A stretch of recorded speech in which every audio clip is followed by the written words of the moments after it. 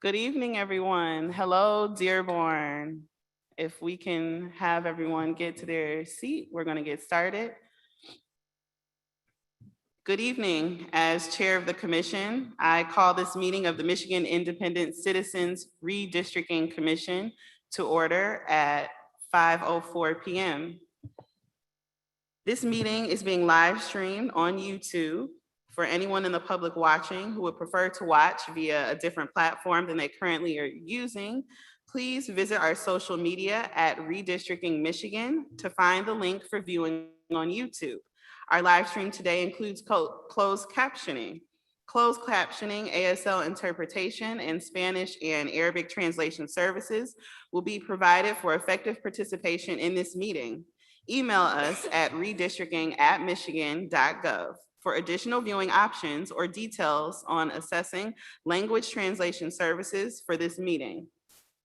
People with disabilities needing other specific accommodations should also contact redistricting@michigan.gov.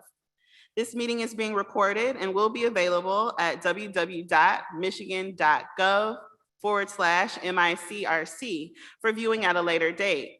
This meeting is also being transcribed, and those transcriptions will be made available and posted on michigan.gov/MICRC, along with written public comment submissions. There is also a public comment portal that may be accessed by visiting michigan.gov/MICRC. This portal can be utilized to post maps and comments, which can be viewed by both the commission and the public.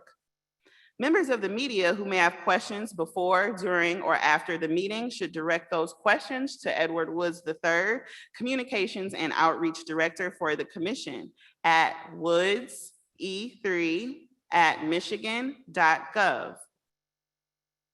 For the purposes of the public watching and the public record, I will turn to Department of State staff to take note of all commissioners present.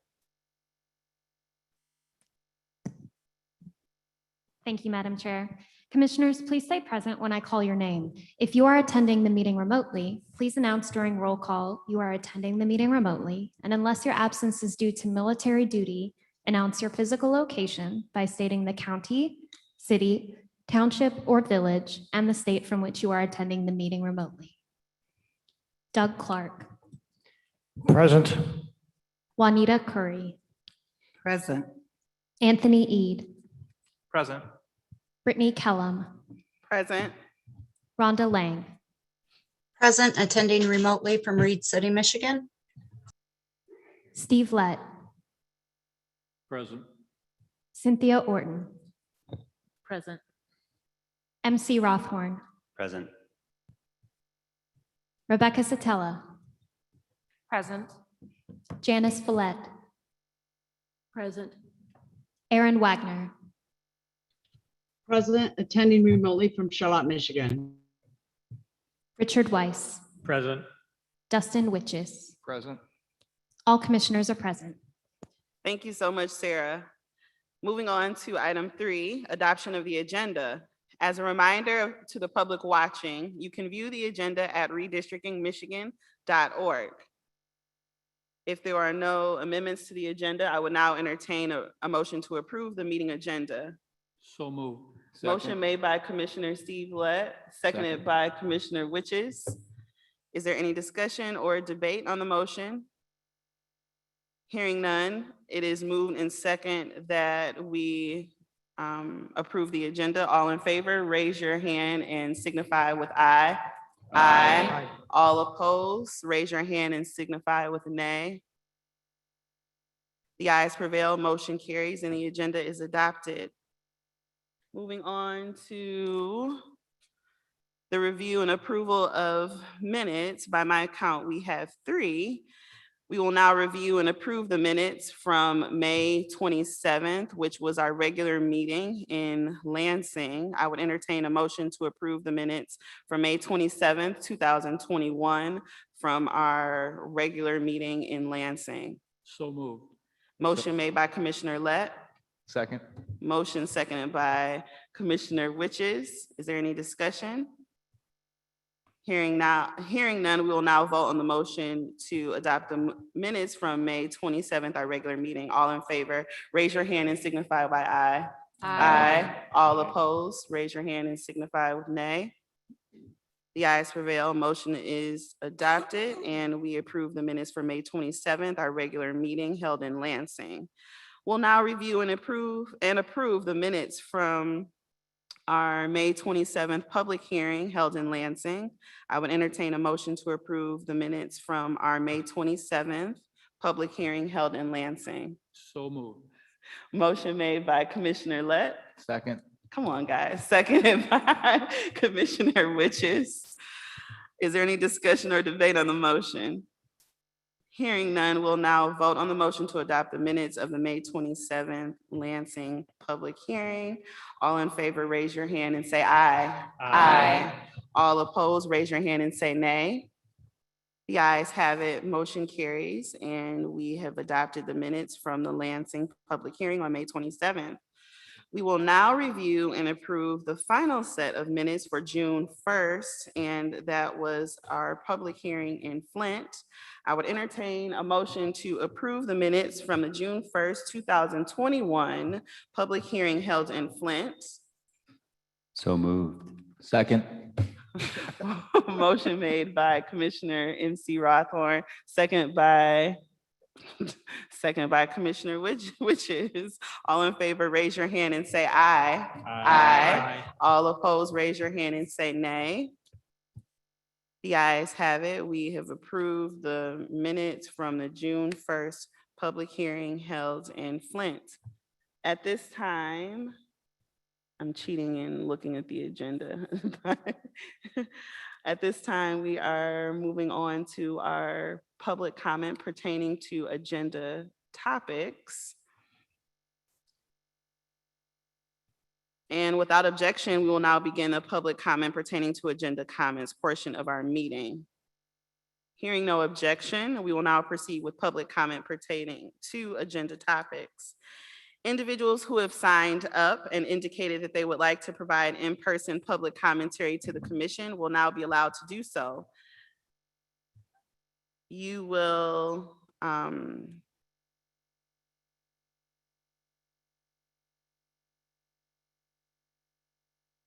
you will be asked to unmute yourself because I think we have one virtual, so you'll be asked to unmute yourself and allow staff a couple of minutes to do so, and you'll have 2 minutes to address the commission.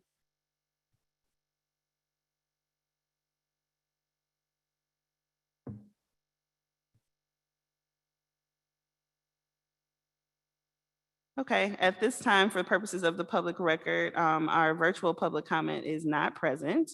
So we do not have public comment for this portion of the meeting. Thank you for being patient. We will now move to item 6 on the agenda, which is unfinished business.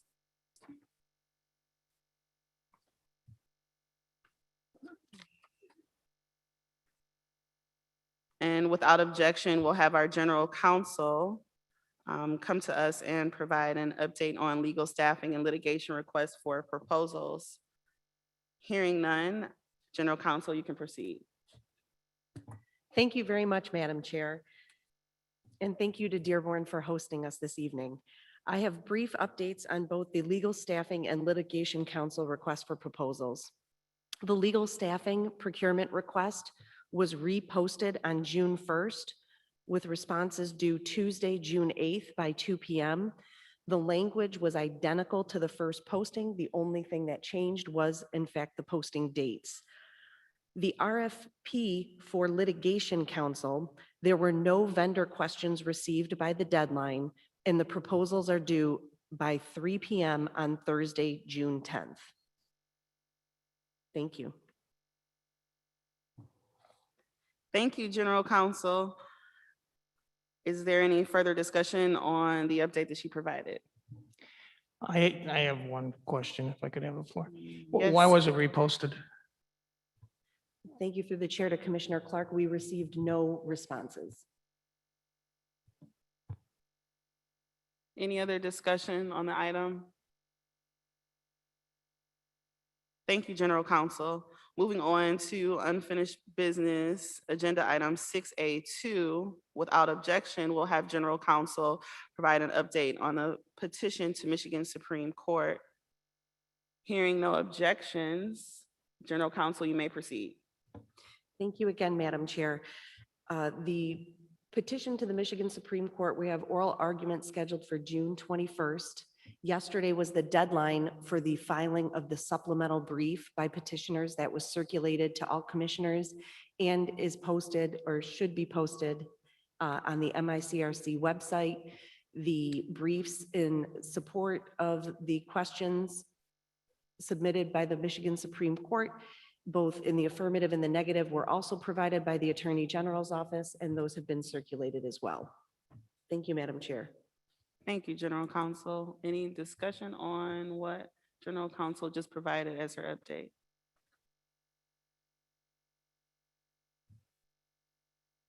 Okay, moving on to unfinished business, agenda item 6B1. Without objection, our general counsel will come to us to provide an update on expanded times for meetings and public hearings. Hearing no objection to that, general counsel, you may proceed. Thank you for the third time, Madam Chair. The line item we have before us is that last week, the commission had requested options to expand the time and/or frequency of regular commission meetings.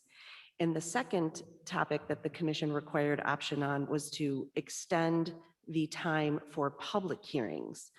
So MICRC staff discussed options with MDOS staff, taking into consideration logistical availability and cost implications, and prepared a memorandum dated June 2nd from your executive director. The first topic would be the regular commission meetings. The options set forth, the first listed is the staff recommendation, which is to conduct two-hour meetings each week in the hours ahead of the already established public hearing dates, one on Tuesday and one on Thursday. The runtime suggested would be 12 noon to 2 p.m. or 1 p.m. to 3 p.m. to allow time for setup in the morning and a break in between the meeting and the public hearing. One thing that I thought was significant was that the effort that goes into MDOS staff and the time invested for the setup for the AV in conjunction with our contractors, that takes about 4 hours in advance of a meeting. So that is why the recommended start time would be 12 or 1 p.m. The second option for regular commission meetings listed in the memo is to have a single 4-hour meeting on Thursdays.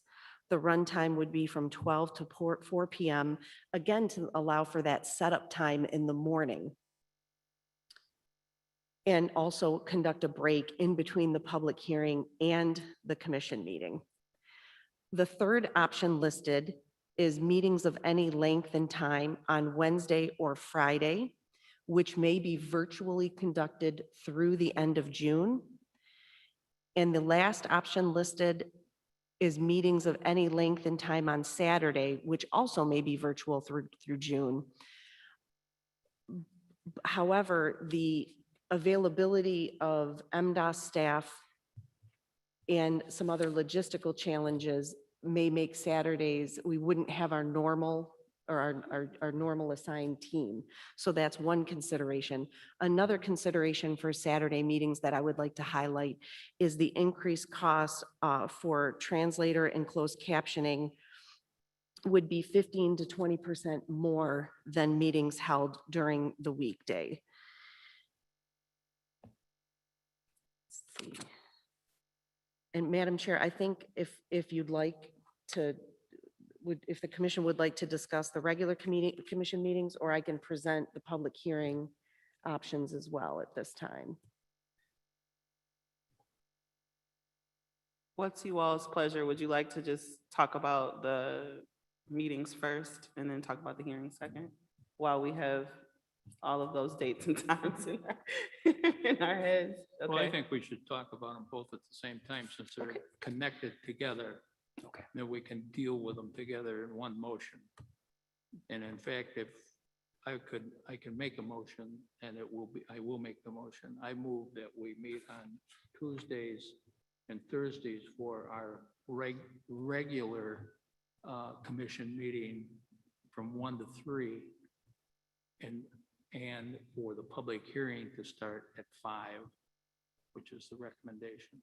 Well, Commissioner Steve Lett has just taken it away. So, Is the recommendation 1 to 3 or is it 2 to 4? My motion is 1 to 3. yeah, okay. I second. A second, okay, motion made by Commissioner Steve Lett, second by Commissioner Witches. Is there any discussion on the motion? I speak to it unless I'll wait till the end. I'm the motion maker, so I'll have the last word. I'm sorry, can you say that again, Commissioner Lett? I didn't catch it. I said, I'll speak to it, but I'll wait until everybody's done because since I'm the motion maker, I'll have the last word. Okay. Madam Chairman, could you repeat the motion, please? The motion that's on the table is to hold the regular meeting on Thursdays between 1 and 3 and to modify the public hearing start time for 5 PM. So that was only Thursdays from 1 to 3, No, or Tuesdays and Thursdays? Tuesdays and Thursdays. Tuesdays and Thursdays. Okay. Yeah, I mean, my opinion on that is, that's probably the most fiscally responsible thing we can do, given MDOS's situation and the setup time that they need. So I would support that. My only comments would be, should it be 1 to 3 or 2 to 4? So, to me, it doesn't matter. To other people, it may. Can you repeat the last part of your comment, Doug? I want to make sure I heard it correctly. Correct. I mean, the only caveat I had was whether the time should be 1 to 3 for the meeting or 2 to 4. And personally, I don't care. It could go either way.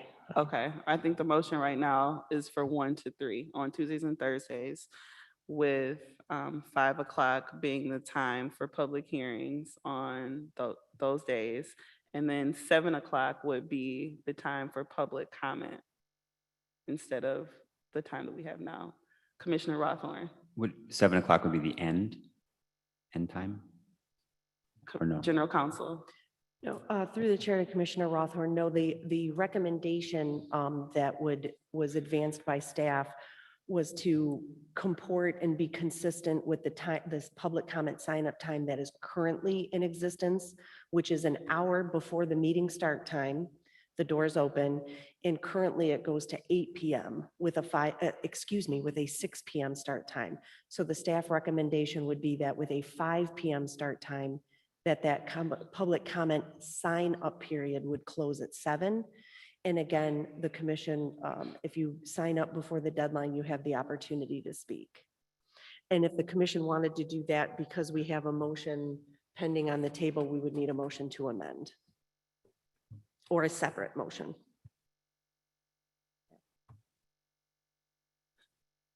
Commissioner Anthony Ede. So I agree with all of this motion except for moving up the latest time a member of the public could sign up to give public comments. I think 7 PM is too early in the day.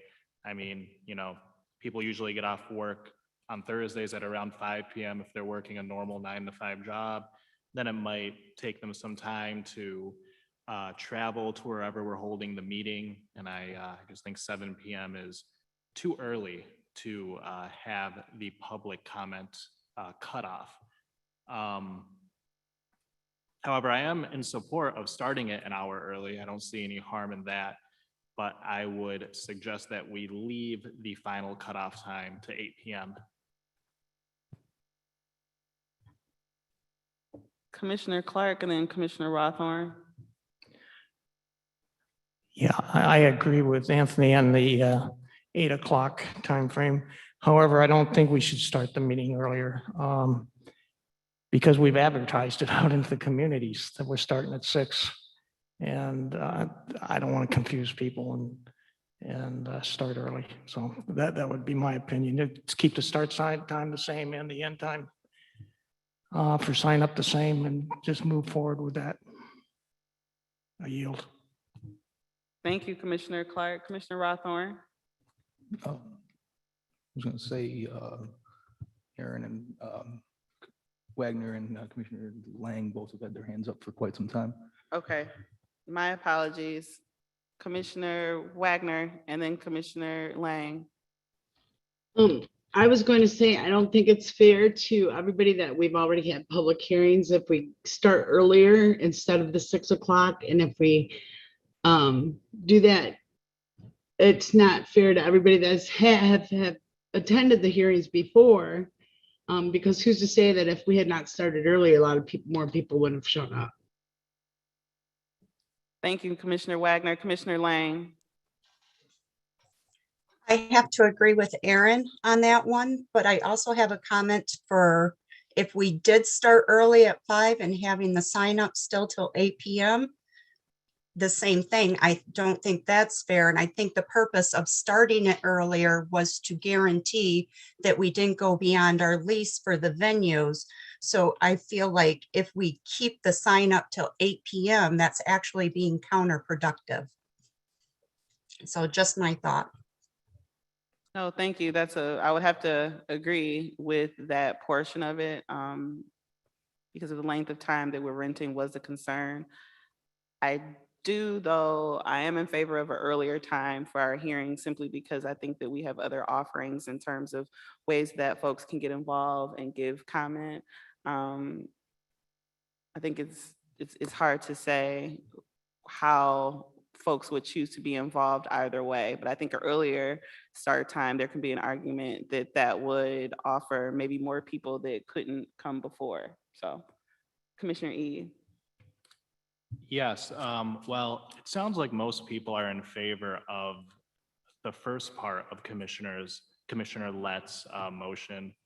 I'm wondering if he might want to amend it to split up these two different discussions we're having, because I think we could approve the 1 p.m. to 3 p.m. meetings now and then discuss what we want to do about the public hearings after.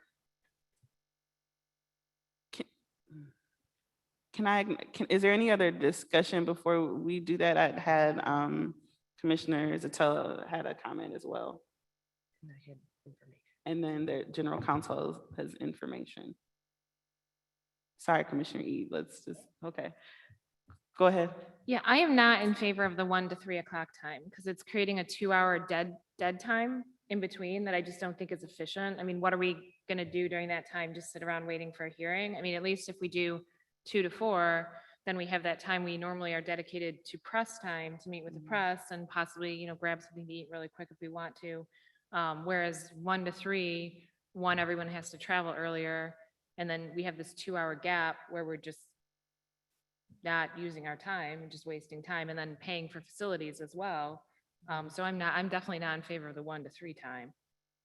Okay. And then the second part of that, I think if we're going to be consistent, people who have already signed up have a specific amount of time. If we shift to 5 o'clock and then end it at 7, we are enabling the public to have that same time period. I believe it's 2 hours to sign up. And I think that's fair and consistent to do that. If we have it from 5 to 8, one, we're not really addressing the concern, which is, are we potentially going to butt up against the time we have to leave the facility? And then 2, we're giving people in certain communities more time to sign up than we've given the 7 communities we've already had hearings at. So I don't know that I'd be comfortable with that either. Okay.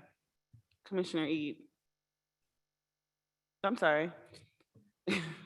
General Counsel. Thank you, Madam Chair. So some additional pieces of information from staff discussions about the options that were presented to the commission. The 1 to 3 start time was suggested so that the commissioners would have a break to be able to eat prior to the press conferences starting. As Vice Chair Zatella just noted, that the 2 to 4, would bring the commission up to the 4 p.m. press conferences. And then if the commission public hearing is extended to 5, moved earlier to 5, then we wanted to make sure that I just wanted to highlight that point, that the 1 to 3 was for that hour break to be able to get refreshments or dinner prior to the start of the public hearing. Another key topic was relative to the public comment startup time. So we discussed with the MDOS staff members that, and the benefit of them being at the public comment sign-up table as to how many people generally sign up between 7:30 and 8 or 7 and 8. And they indicated that that definitely was the lull time. And if the commission would recall, in a few of our public hearings, our extended recess time was in fact to get us to the 8 o'clock public comment sign-up time expiration. So I just wanted to highlight those pieces of information for the commission. And again, I'm available to answer any questions. Thank you, General Counsel.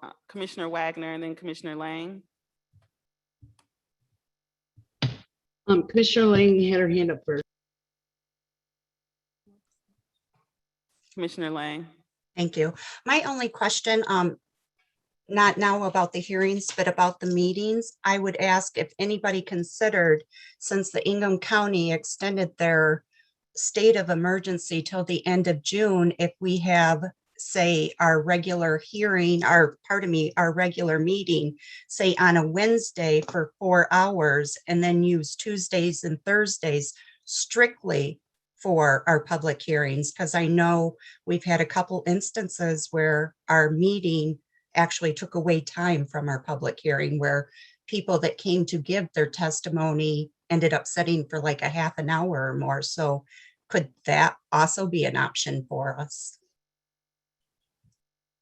So we still have the motion on the floor. So there would have to be, we need to vote on that, or at least a severe amendment at this point. So I want to move the discussion on the motion that we have first, if possible.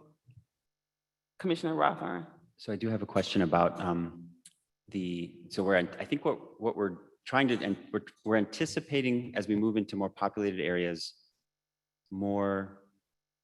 a need for more discussion. I'm wondering, do we have any requests from organizations? Is there any, let's say, additional data that the staff or that do we have a request from communities, or is this, I guess, are we just making our best educated guess, so to speak? Commissioner Rothorn, now that we're moving into more populated areas of the state, that was the consideration for extending the proposal to extend the meeting time to 5 p.m. And again, the 3-hour sign-up time availability for public comment would be, staff is recommending that be maintained, being an hour before, and then the first 2 hours of the public hearing. Got it. So it sounds like we think we know, we're anticipating, but we don't have necessarily requests. Is that accurate?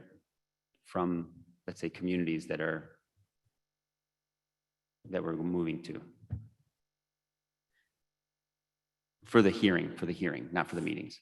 For the hearing, so Commissioner Rothman, I'm not aware of specific requests, but I do know in the stakeholder meetings and discussions that your communications and outreach director has had with different groups. As we're going into these areas, the expectation is that there will be more people than in the past. Thank you. Yeah, and I want to build more trust. So I trust that we are going to have more people, and I think we want that. So we want to encourage it, and I'm just trying to make sure that it does feel that we're balancing this fairness, right? Wanting to have some sense of fairness, and I guess I want to offer that in this respect, it feels like we should be responsive.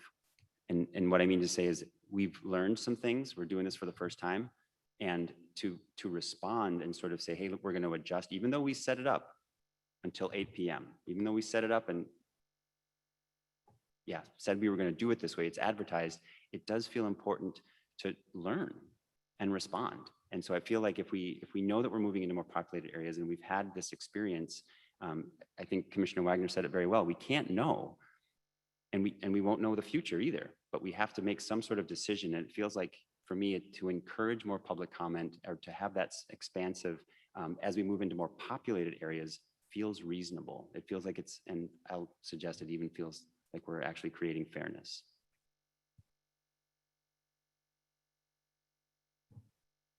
Commissioner Clark. Yeah, I'd like to amend the motion, continue the sign up time for public comment to 8 o'clock as it stands today. Go ahead, General Counsel, but So Commissioner Clark, I would recommend you would withdraw that motion. That is not currently on the table. The motion that's pending is to conduct on Tuesday and Thursday regular commission meetings from 1 to 3 p.m. and to move the public hearing start time from 6 p.m. to 5 p.m. That's the only motion that's pending. So the 8 o'clock time would stay intact. That has not been proposed to be modified Okay, at this time. then I'll withdraw it. thank you, Commissioner Clark, and thank you, General Counsel. Are we ready to vote? Oh, I was just going to say, I want to call the question. okay. All those in favor of the meetings being from on Tuesdays and Thursdays? I'd like a voice vote, please. Yeah, okay. Can I still restate? We want to restate the motion too? I was going to restate the motion. Okay. Oh, General Counsel, can you restate the motion again for the times? Yes, the motion pending before this body is to conduct regular meetings on Tuesday and Thursday from 1 to 3, and the public hearing start time at 5 p.m. And there,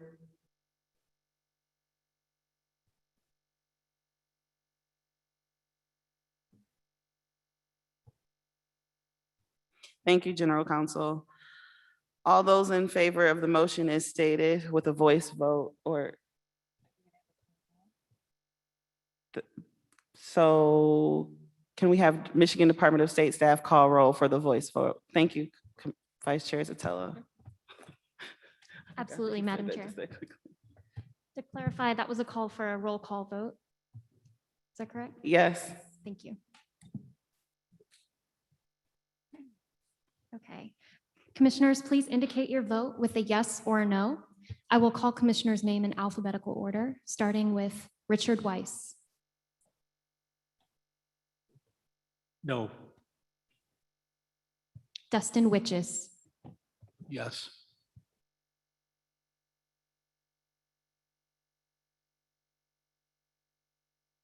Doug Clark, Yes. Juanita Curry, Yes. Anthony Ede, Yes. Brittany Kellum, No. Rhonda Lang, No, Steve Lett, Yes. Cynthia Orton, yes. MC Rothorn, Yes. Rebecca Zatella, No. Janice Villette, Yes. Aaron Wagner. No,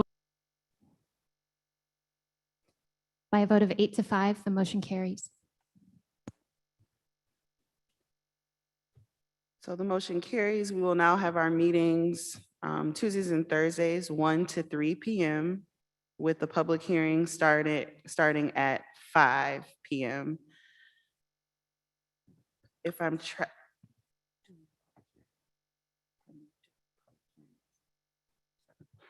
during the public hearing cycle 7-1. Thank you, General Counsel. And now I think there needs to be some discussion on what time we're taking. Well, I'll make a motion to change the public comment time to move from 8 to 7 p.m. Motion made by Commissioner Witches. Is there a second? second, Seconded by Commissioner Lang. Thank you, Commissioner Lang. Is there any discussion about the time being moved from 8 to 7 p.m.? Any further discussion? Commissioner Ede.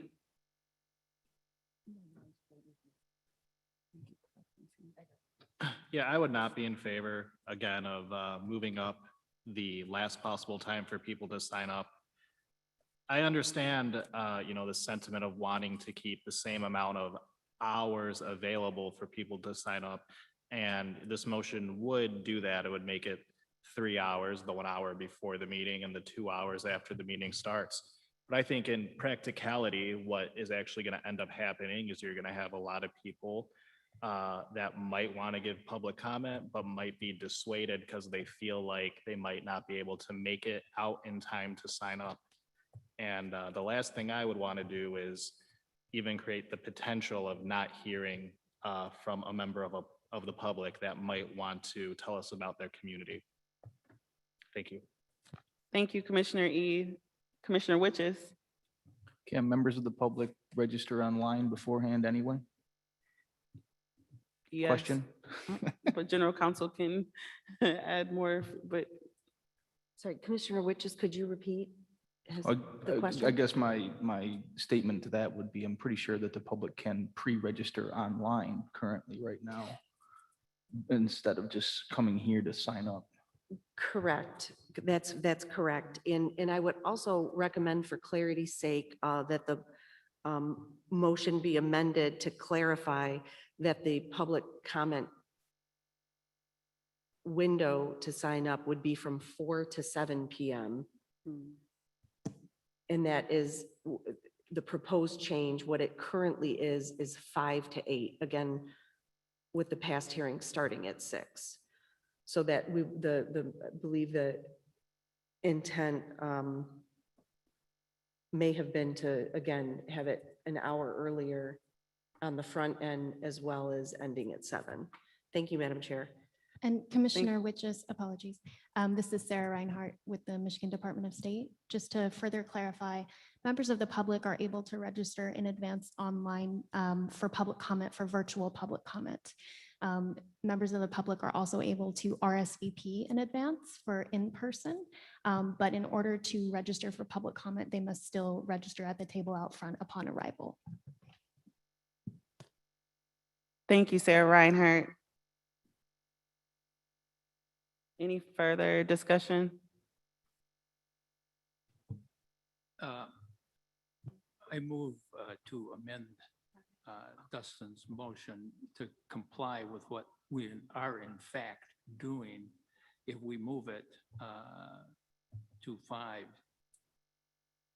we would begin opening registrations for public comment at 4 to make sure that everybody understands that. So I would make that as a motion to amend. And then I would speak against backing it up to 7. I don't think there's any magic that we have. We've been having a 2-hour open session for public comment, people who come in and sign up.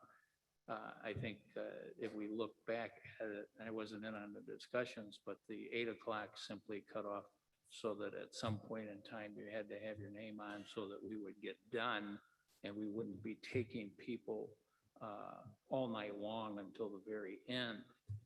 So there's nothing magic about saying, well, we're going to do it from 6 to 8 or we're going to do it from 5 to 8.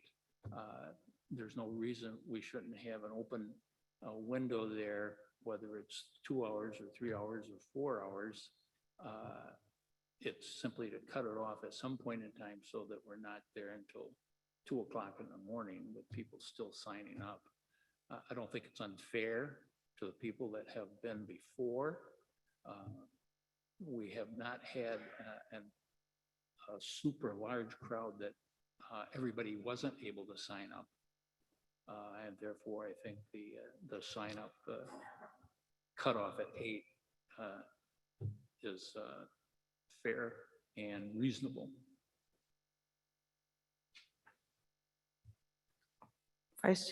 Yeah. I thought you had it. Okay. Commissioner Lang.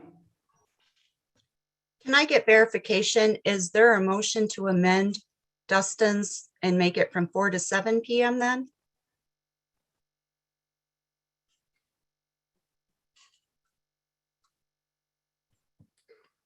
General Counsel, can you provide the clarification? Actually, Commissioner Lang asked the question before I could ask it, for clarification from Commissioner Lett, that I have motion to amend the public comment sign up from 4 to 7. Was that your motion to amend? That was. Okay, and- thank and- you. So And that- I'll make a second motion to amend now that I have the microphone, and it will be from 4 to 8. So you wish to withdraw your motion to amend from I wish 4 to- to 7? I It was wish to- never seconded. I wish to clarify my motion, make it 4 to 8. Okay, so the motion on the table by Commissioner Lett, the motion to amend is to have the public comment sign up period for in-person public comment run from 4 to 8 PM for the public hearings that are going to occur through July 1st. Second. There's no further discussion on Vice Chair Zatella. Yeah, I'm still concerned with the 8 o'clock is the reason for this entire exercise was the concern of staff. That if we leave the 8 o'clock time, that we could potentially run into a situation when we're in the larger cities like Detroit, that we're gonna, or Grand Rapids, that we're gonna run out of time that we have the facility booked for. So if we go till 8 o'clock, we could potentially be going past midnight. So I feel like if we're keeping that the same, we're not really addressing that concern. We're still leaving that concern open, that we could be in a situation where we hit midnight and we have to vacate. And people have signed up between 7 and 8 who are now not going to be able to speak, or we're going to have to pay extra facility fees for overtime that we haven't contracted for, or in some cases we've contracted and they're exorbitant. So I'm just concerned that we're still not addressing that concern that our staff is telling us is an issue. Thank you, Vice Chair Zatella. Any other thoughts? Well, I have a response to Rebecca that Commissioner Lett, go ahead. I don't see where if we cut them off at 7 or cut them off at 8, there's still going to be people that are going to want to talk. If we cut them off at 7, those people aren't going to get to talk. If we cut them off at 8, then we have that extra people lined up that will be able to talk. So either way, somebody's going to get the short end. If we get kicked out at midnight, we get kicked out at midnight, and we can blame it on the facility. Well, in favor and staff, I would prefer the 7 o'clock time, but Commissioner Lang, and then I say that we vote in the essence of time. Commissioner Lang, go ahead. I was going to second what Rebecca said and ask that we call the question and do a roll call vote. Okay, all those in favor of the, I need clarification on what we're voting on at this point, because I feel like there was a motion and then an amendment, and I'm not sure what we're voting on. So, and I'll have General Counsel provide the clarification. so the first vote will be on the motion to amend. A commissioner has requested a roll call vote on the motion to amend. That motion to amend is to have in-person sign up for public comment for the public hearings to occur between 4 PM and 8 PM.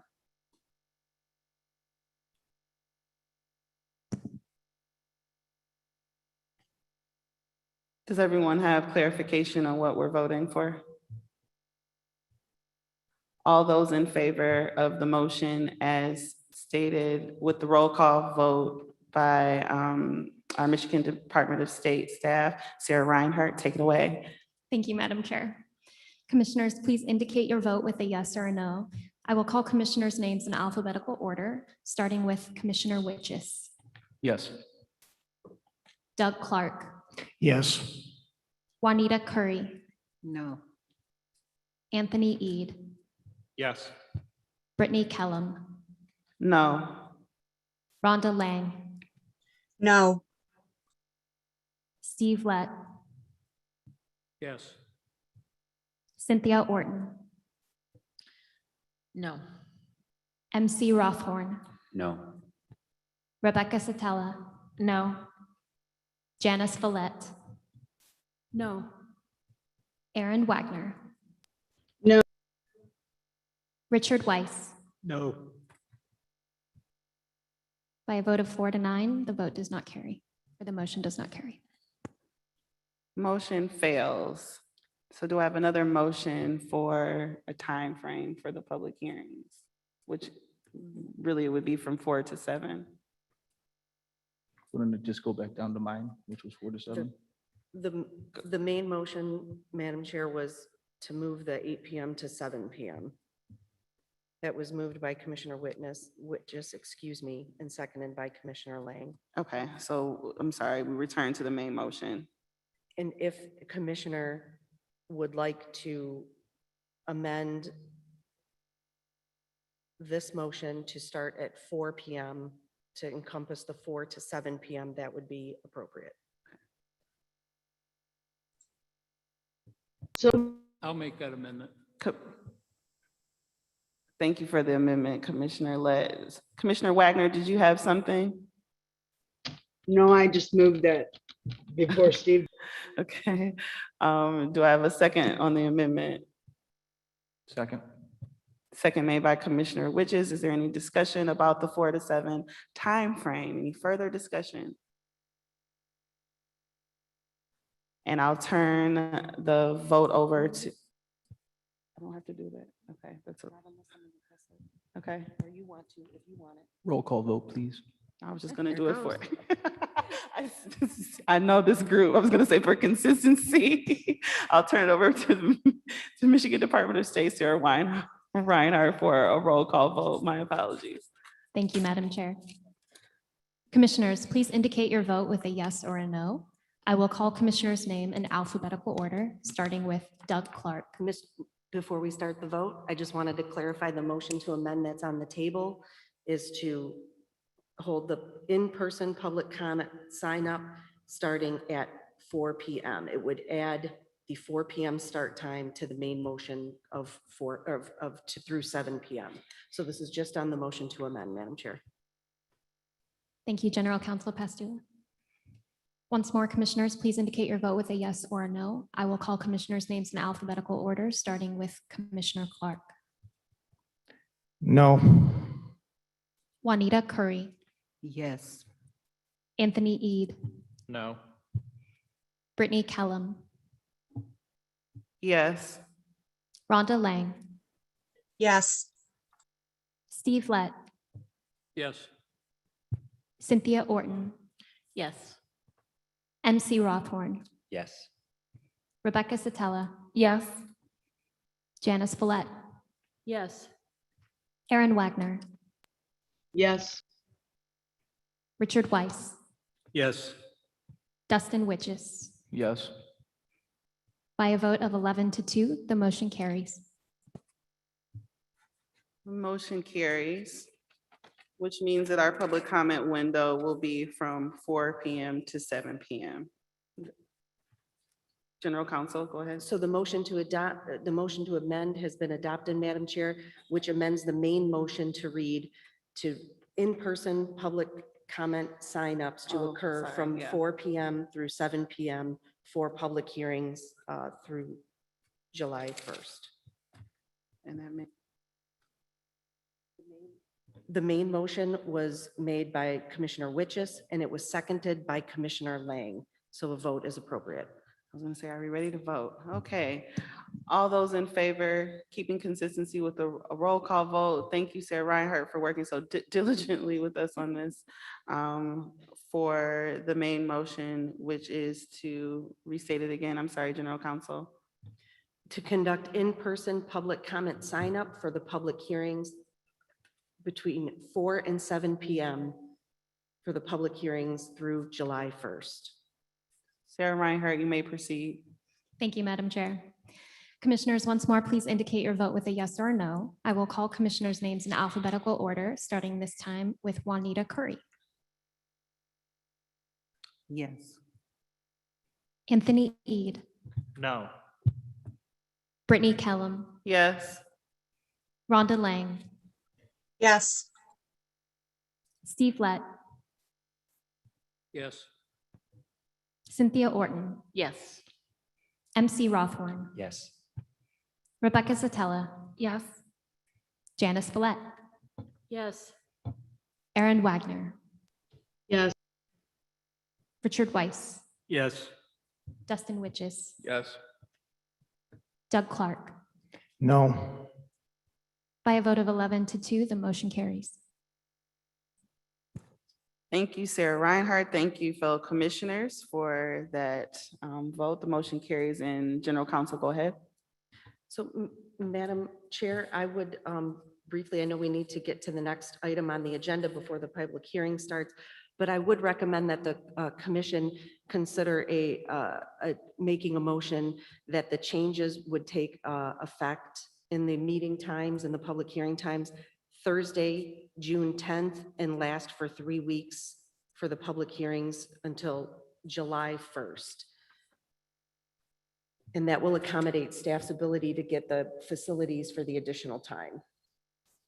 Is there a motion?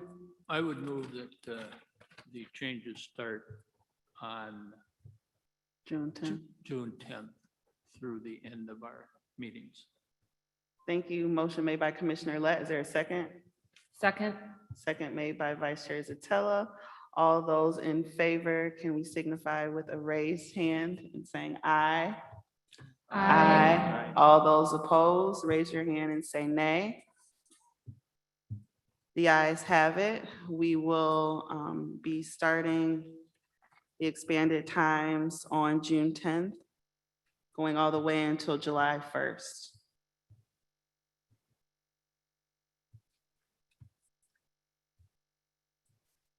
All right, moving on to new business.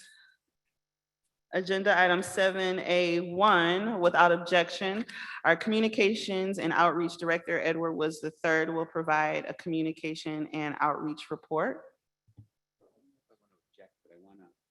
Commissioner Rothorn. I would like to move that we table this one and move to the second item, which would be the, oh, that is the only item? I apologize. I'm not objecting. I would. It's okay, Commissioner Rothorn. If there are no objections, we're gonna just. Did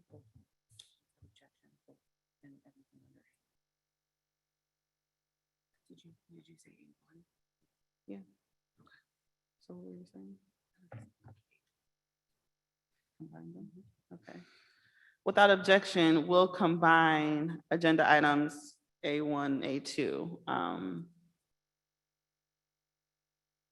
And hearing no objections, Edward Woods III, our Communications and Outreach Director, go ahead. Thank you. Commissioners, want to take a look at having a meeting. When you look at the 16 public hearings, our goal was to cover a diverse area of the state and make sure we left no one behind. And one of our things we did with the 16 public hearings, we also added in September, taking our show on the road to college campuses and universities. But in looking at the maps, there's two noticeable gaps. One is in Northwest Michigan and one is in Southwest Michigan. I'm waiting to hear back from the Mendel Center, but there, if we can, I would like to suggest giving me the flexibility to having the July 15th, the 22nd, or the 29th meeting based upon availability in hotels in Southwest Michigan. And then we do have availability at the Grand Traverse Hotel, and they're holding the rate for August 26th. August 26th. And I believe we want those meetings to start in the afternoon to give enough people time to travel. But my proposal, Madam Chairperson, is that we have one of our regularly scheduled meetings to take place either July 15th, 22nd, or 29th, based upon availability. And that would be at the Lake Michigan College Grand Upton Hall in Benton Township.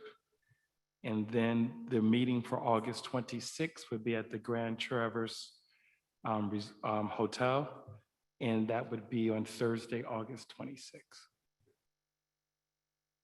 And what were the first group of dates again? I'm sorry, the 15th, the 22nd or the 29th. okay. And if there's a particular date I need to stay away from, please let me know now if there's an issue. But we're having a hard time getting back, and there seems to be short staff due to the holiday and the pandemic. But Grand Traverse does have availability on the 26th, and it was at a much cheaper rate for us to go in on that particular date. Okay, are there any questions for Edward or any discussion? Madam Chairman. I'm sorry, Commissioner Clark, I couldn't That's see you. okay. Go I know ahead. it's difficult to see. I'd like to put a motion forward to give Edward the flexibility to set these up. So if the dates have to change a little bit, a day or two here or there, you have the authority to go do that. I second the motion. Motion made by Commissioner Clark and seconded by Commissioner Orton. All those in favor with giving our Communications and Outreach Director, Edward was III, flexibility on the dates, please signify with a raised hand and saying aye. Aye. All those opposed, raise your hand and say nay. The ayes have, oh, I'm sorry. All those opposed, raise your hand and say nay. Nay.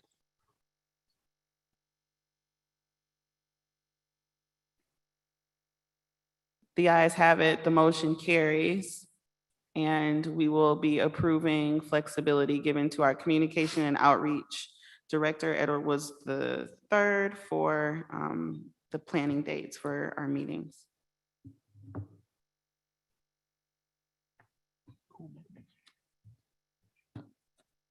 And we combined 1 and 2, okay. Moving on to new business, agenda item 7B.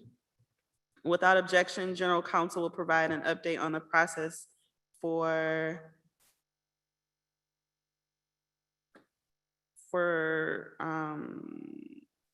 working with EDS and federal compliance.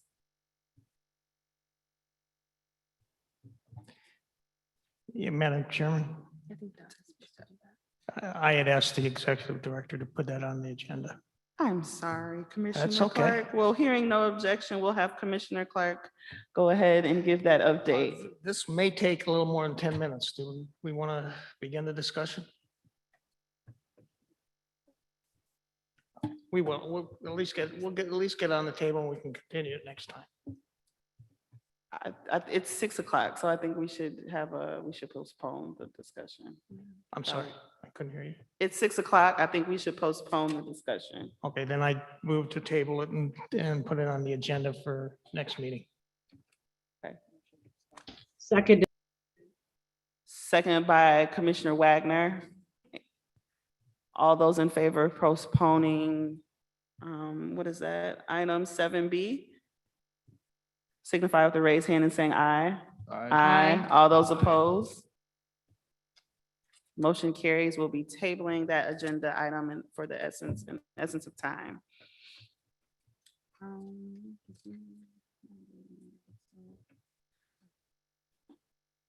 Moving on to 8 future agenda items. If there are any future agenda items without objection, I'll have our general counsel or I object. okay.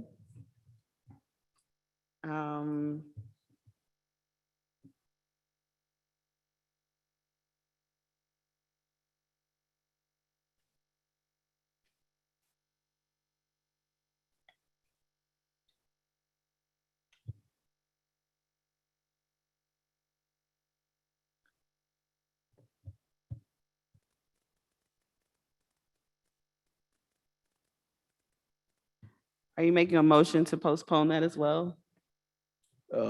No, I'm just objecting to it. Let me move on to number 9, and I'm going to object to that one as well, and then go straight to number 10. I think general counsel has some feedback before I let you do that, Commissioner Widges. So I'm gonna turn the floor over to our general counsel. So Commissioner Witness, excuse me, I'm having difficulty with your name this evening. I apologize. For clarification's sake, you would like to not cover agenda item number 8 and move on to 9? That would be correct. Well, and then move straight to 10. So skip, do the same with number 9 as well. Maybe I can help us out. Yeah, here. we can. I think we're at an order of the day. And the Yes. order of the day is the public hearing. So the motion I feel that would be appropriate would be to table the balance of the agenda until the next meeting. And if I have a second. Yeah, that's what I meant to say, second. A motion to postpone, and then a second is Was that, Dustin Witches. okay, Commissioner Witches.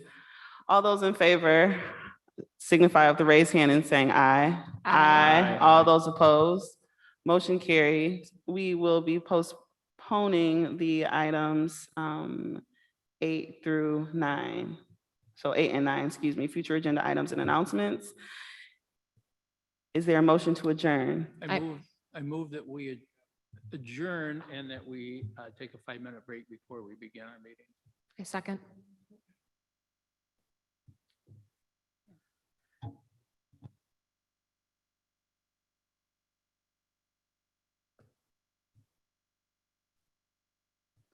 All those in favor of adjourning, saying aye with the raised hand.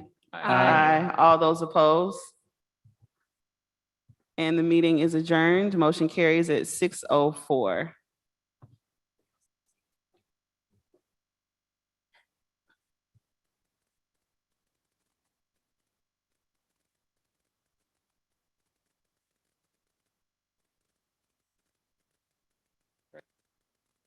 Okay. Thank you all for being patient. We know that we are 4 minutes past our time. We'll give a 5-minute stretch break and we'll then transition to our public hearing. Thank you so much.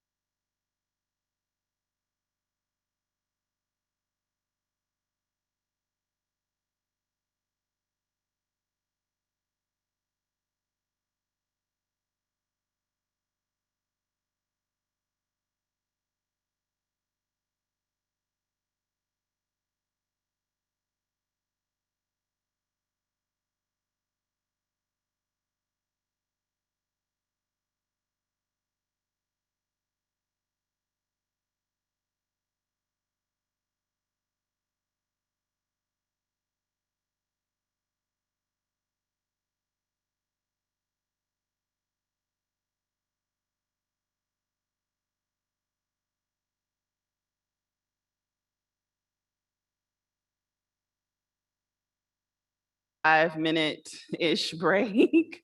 But thank you again for your patience.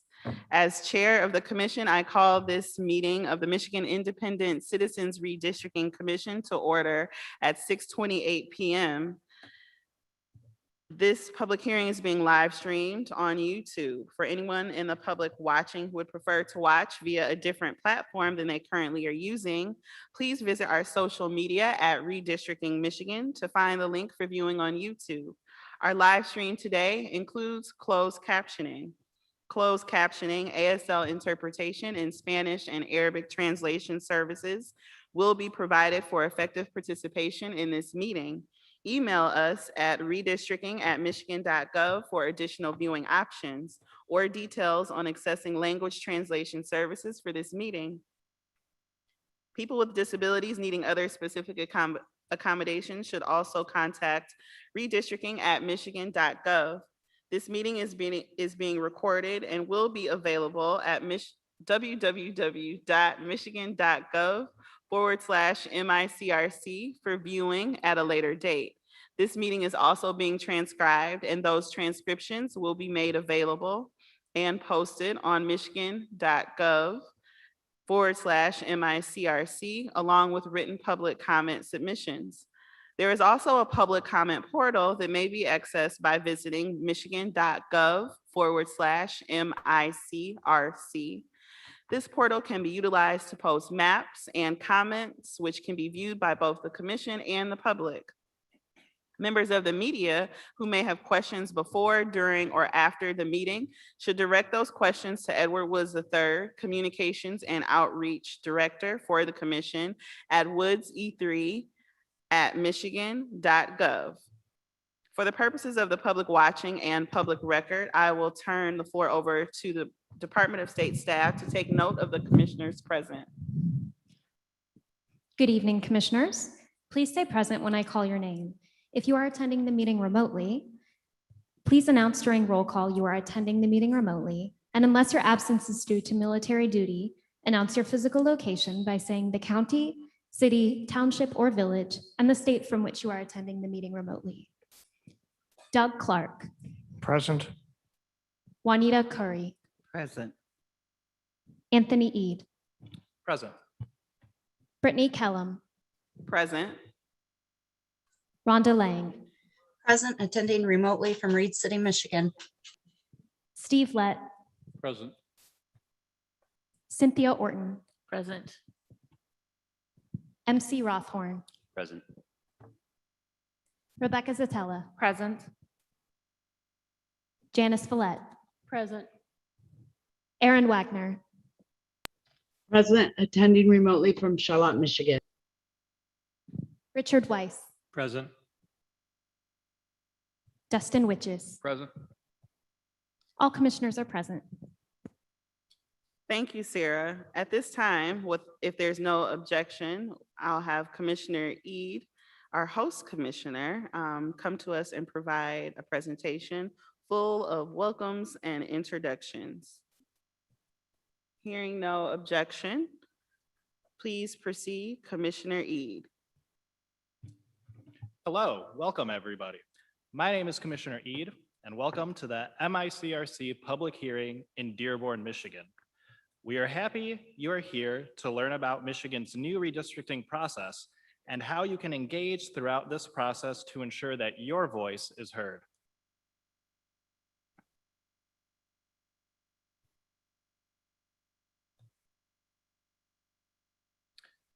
In looking at the agenda today, please note that the vast majority of our time this evening is spent listening to each and every one of you. We are eager to hear your ideas, either in person or remotely, about drawing Michigan's congressional, House, and Senate districts. In addition to hearing about district lines, we also want to hear your ideas about your communities of interest. At this time, I would like my fellow colleagues to introduce themselves and share where they live in Michigan, the Great Lakes State. We've already heard from our two commissioners, Commissioner Lang and Commissioner Wagner, joining us virtually. So how about we start on my right, stage left, with MC. Good evening, y'all. MC Rothorn. I live in Lansing, Michigan.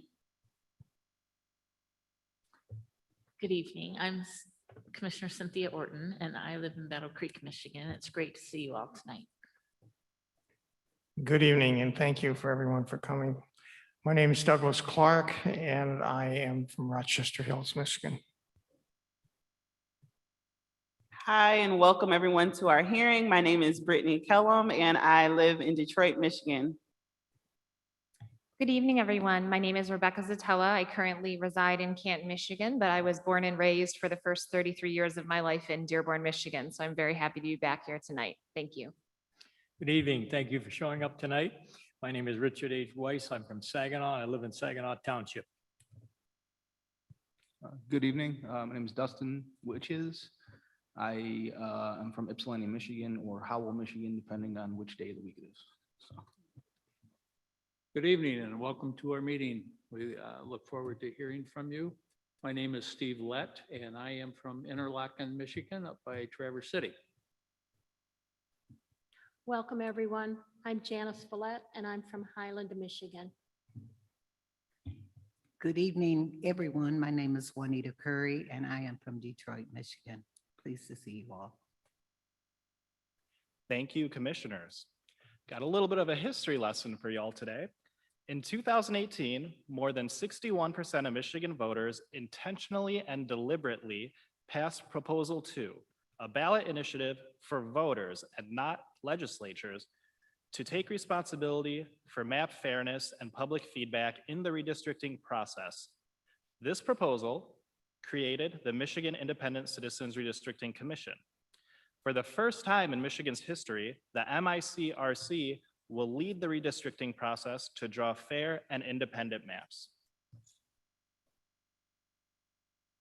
This commission in front of you is comprised of 13 randomly selected Michigan residents that includes 4 who affiliate as Democrats, 4 who affiliate as Republicans, and 5 who do not affiliate with either party, also known as independents.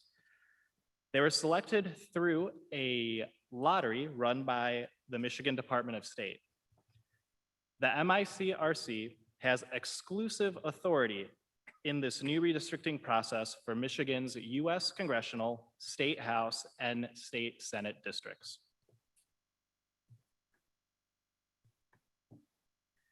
As fellow residents, the MICRC understands your expectation to draw maps in an open and transparent manner that meets constitutional mandates. Our mission and vision exemplifies our resolve, not just today, but for future generations as well.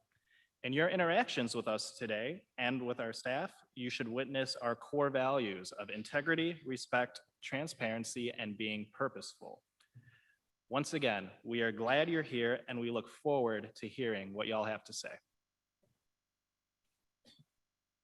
Thank you so much, Commissioner Eid. Now, if there aren't any objections, we'll move on to our presentation provided by Commissioner Zatella, our Vice Chair. And hearing no objections, I'll hand the floor over to Vice Chair Zatella, who is going to share a little bit about our public hearings. Good evening, everyone. Again, Commissioner Zatella. Before the commissioners are allowed to draw any maps, we're required to solicit public input before drawing any redistricting plan for the Michigan House, Michigan Senate, and congressional districts. We're required to hold a minimum of 10 public hearings. We're actually a bit of overachievers, so we're actually having 16. This meeting tonight is number 8 out of our 16th meeting, so we're about halfway through our tour of the state of Michigan. The purpose for the public hearing is to inform the public about the redistricting process, to share the purposes and the responsibilities of the commission, and most importantly, to solicit information from the public about potential redistricting plans. So what is redistricting? Every 10 years following the US Census, district lines for the US congressional, state house, state senate districts must be redrawn to accurately reflect populations. The process of drawing the district lines is known as redistricting. In Michigan, there are district lines that need to be drawn for the 2022 election cycle. The responsibilities and purpose of the commission is that the MICRC is the sole entity responsible for drawing district lines. We operate in an impartial and a transparent manner that instills integrity in the process. The MICRC public outreach represents fairness, awareness, transparency, and engagement that seeks to obtain at least 10,000 distinct public comments in the redistricting process. The MICRC must adopt maps for Michigan's 13 congressional, 38 Senate, and 110 House districts. Districts should be drawn to meet applicable federal and state laws, including the Voting Rights Act. So let's talk for a second about what our redistricting criteria are. We have a ranked order under the Constitution in terms of what we need to consider with drawing our maps. Number one is that there's equal population in compliance with the Voting Rights Act. The districts need to be geographically contiguous. And what we mean by that is we can't have little islands off on their own that are part of another district that's not connected to it. Communities of interest have to be considered, and I'll touch on that in a second, what that means. 4 and 5 relate to politics. We can't give a disproportionate advantage to any political party. We also can't favor or disfavor any candidate or currently elected official. We also have to reflect consideration of community, city, township, and county boundaries. And then we also have to try to keep the districts reasonably compact. So what are communities of interest? Communities of interest may include, but cannot be limited to, populations that share historical or cultural characteristics or economic interests. They do not include relationships with political parties or political candidates. So what is it that we're looking for you this evening? We want to know what name you would give to your community that you're identifying for us. What common bond creates the community of interest? What is the geographical area covered by your community? What government policies are important to your community? We also would like to know how keeping your community intact will enhance the quality of your representation in Congress and in the Michigan legislature. And lastly, we want to know, are there nearby areas that strengthen or potentially weaken your community of interest? So why is the MICRC here? We're here to hear directly from you about your ideas to redistrict Michigan's congressional, House, and Senate districts, and we're here to listen and learn about your community of interest. Why should you care?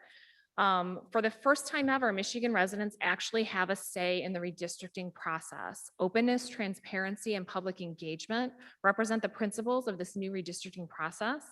And the third criteria in the redistricting process is communities of interest is also new, and it gives you a voice to help prevent gerrymandering. All right, I will now pass this back to the chair, Brittany Kellum. Thank you, Commissioner Zatella. Without objection, at this time, our general counsel will provide a presentation that talks about our public comment guidelines. And hearing no objection, I'll give the floor to our general counsel, Julianne Pastula. Thank you very much, Madam Chair.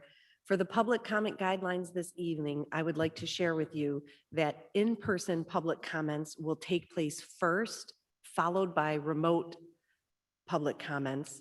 The time limit for each public comment speaker is 2 minutes. There will be a timer on the screen, and please conclude your remarks when you hear the audible timer and the timer on the screen reaches 0. If any person disrupts the orderly progress of the meeting or refuses to comply with applicable MICRC guidelines and rules, the chairperson may rule that person out of order and/or order their removal from this meeting. A reminder to please provide public comment and/or submit proposed maps in our public comment portal, which is available at www.michigan.gov/MICRC. Thank you. Thank you, General Counsel. At this time, we'll move to our in-person public comment. Without objection, we will start the public comment portion of our meeting. And hearing no objections, we'll now proceed with public comment. A few reminders: individuals who have signed up and indicated that they would like to provide in-person public commentary to the commission will now be allowed to do so. You will step to the nearest microphone when I call your number, and sometimes I do it a little differently, but in this case, I'll just have you step to the microphone that is closest to you. You will have 2 minutes to address the commission. Please conclude your remarks when your 2 minutes has ended and you hear the timer. We really try not to cut folks off because we want to hear what you say. We need to hear your thoughts and your perspectives about your communities, but we also have to honor our time and your time most importantly. Please go to the public comment tool and share your comments in writing, including any specific area of the map that you speak about this evening. The public comment tool is at www.michigan.gov/MICRC. Again, please visit our public comment tool at www.michigan.gov/MICRC and utilize this tool if you signed up for public comment and you find that there was something more that you want to say. If you're sitting here and you didn't know that you want to speak, but there's a thought that comes to you, we really encourage you all to utilize that. I'll call numbers 1 through 4 up to the mic. Oh, I do see the left mic now. So I'll have odd numbers if you can, if it's feasible to you. 1 and 3 will come to my left. And then 2 and 4 even numbers will come to this mic.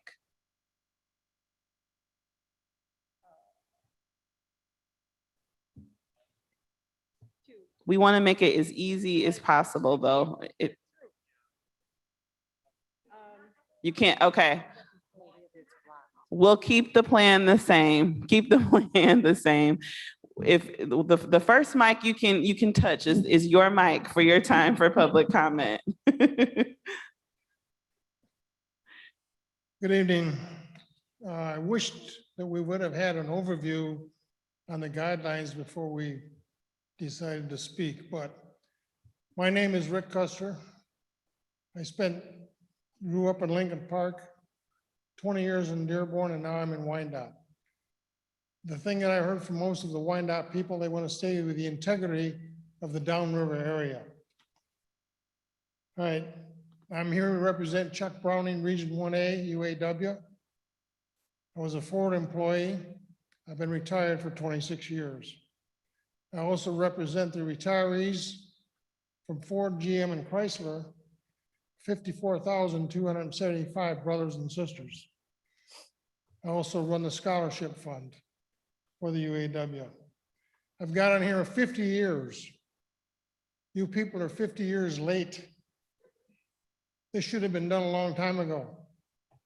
When you put the Democrats and or the Republicans in charge of something, they're going to take it to their advantage, which they have, and it's a natural thing. So as I say, the gentleman up there said 61%. 61% of the people in this state want this changed. 7 of the last 10 elections, the Democrats got more votes, but we do not control the House or the Senate, either one. Tear up this current plan. Start all over. Don't try to rig it on street by street. Tear the whole thing up and start over. Again, I want to say thank you, and by watching your meeting prior to this, good luck. You guys are going to be in for some long hours, but I do appreciate what you're doing, and thank you. Thank you so much, Rick, for taking the time to address the commission this evening. 2, when you are at the mic and ready, you can address the commission. My name is Ann Clark. I'm a 40-year resident of Dearborn, Wayne County. My areas of interest is like the Michigan Avenue Route 12, which I walk to the main shopping ethnic restaurant corridor. It runs through a diverse community of Dearborn, Dearborn Heights, Garden City, Inkster, Westland. Dearborn is especially diverse because it holds the largest Arab population in the US, which a lot of people don't know.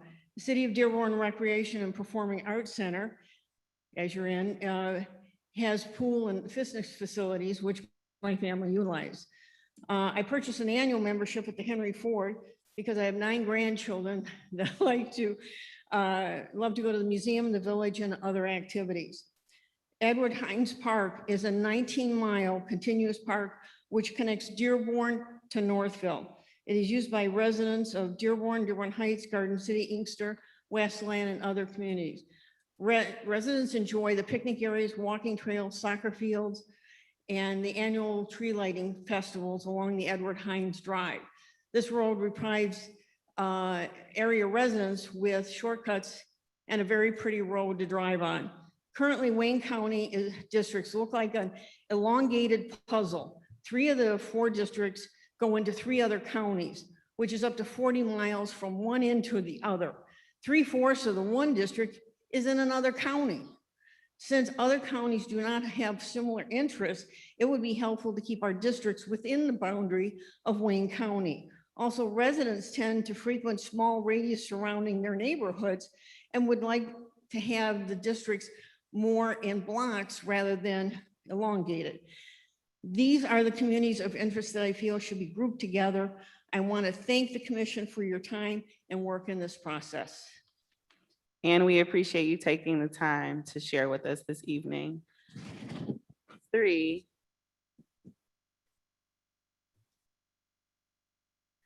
Hello, my name is Heather Urbanak, and I live in the city of Trenton in Wayne County. Thank you for serving on this committee. I'm here today because I recognize the importance of congressional districts that actually represent the majority of the people that live in them. This board has the opportunity to map districts that represent citizens with similar values and lifestyles. My family participates in a homeschool partnership in a neighboring community. This organization has families of diverse backgrounds that come together to enrich the educational experiences of our children.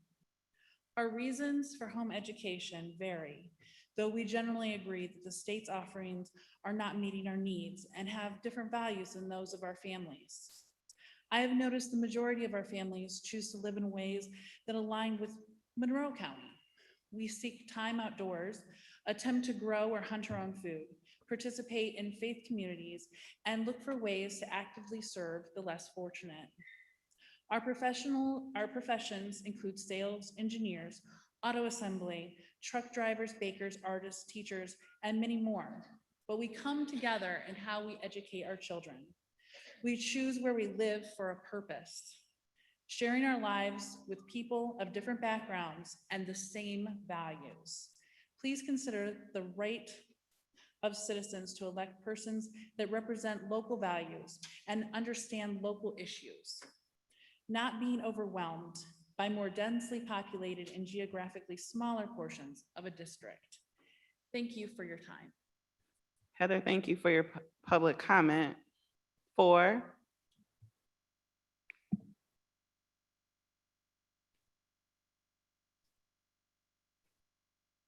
Hi, my name is Pauline Monty. I'm from Trenton, Michigan in Wayne County. The 12th Congressional District that represents us is aligned with Washtenaw County. They have 3 colleges there and we are blue collar workers. They always vote for the academia, but I feel their values are different than the downriver in Wayne County. We are more aligned with the lower Wayne County, the cities below Detroit going all the way to Monroe County. If you look at the average age of the people in Washtenaw, they average 25-year-old college students who have not had to work for a living like we have as blue collar workers. We have families to support, children in school, and they have part-time jobs, and their education worries about not about real life issues like we do. Ecorse, Melvindale, Lincoln Park should be included with Lower Wayne County. We're at one time aligned with Detroit, and we were not heard at that time either. Lower Wayne County, Trenton, Michigan needs to be heard. As an example, our Senate district goes into Detroit and comes straight down like a snake down to the bottom. And nobody sees those people until they need to be reelected. It's time for us to have local people in our area that represent us instead of these people that are split up like that. They have to go with Washtenaw County, go with Detroit. We just want to be downriver is our area. I'm from Trenton, Michigan, and I'm just glad that you guys are going to try and listen to us. Have a good day. Thank you. Thank you so much for taking the time to share your comments and to share your perspective about your community. 5, 6, 7, and 8. Again, even though I might have called your number, don't feel compelled to stand the whole time if you do not want to. So 5, good evening. When you're ready, you can address the commission. Good evening. My name is Kim Janeski. I am a representative from UAW Local 931 and UAW Region 1A. I live in the city of Wyandotte, which is a part of the downriver area of our state. I've worked for 28 years in product development for Ford Motor Company, earning union negotiated wages. Along with my husband, who is a small business owner, my husband owns a trophy shop in Allen Park, Michigan, which technically makes me his trophy wife. We raised our children on those wages and benefits. They attended public schools. Our son is 25 and already owns his own home in Wyandotte. He works for Delta Airlines in a very good paying position. Our daughter is a senior at University of Michigan in Ann Arbor. All of these things were bought and paid for with union wages. Ford Motor Company employs 48,000 people. That's 48,000 families, aunts, uncles, children in the southeastern part of the state. We are tired of the money that we make and the wages, all of it, our taxes on our wages go to our elected representatives who make decisions with that money that affects us.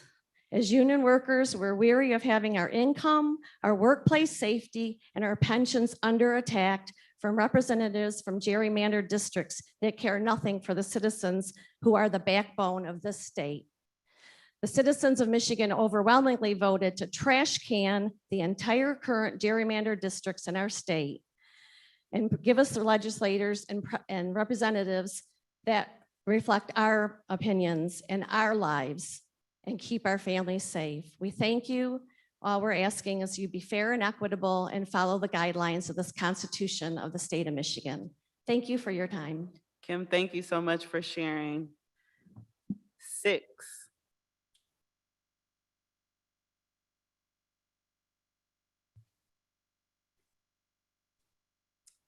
Good afternoon. Thank you so much for being out here and down here with us.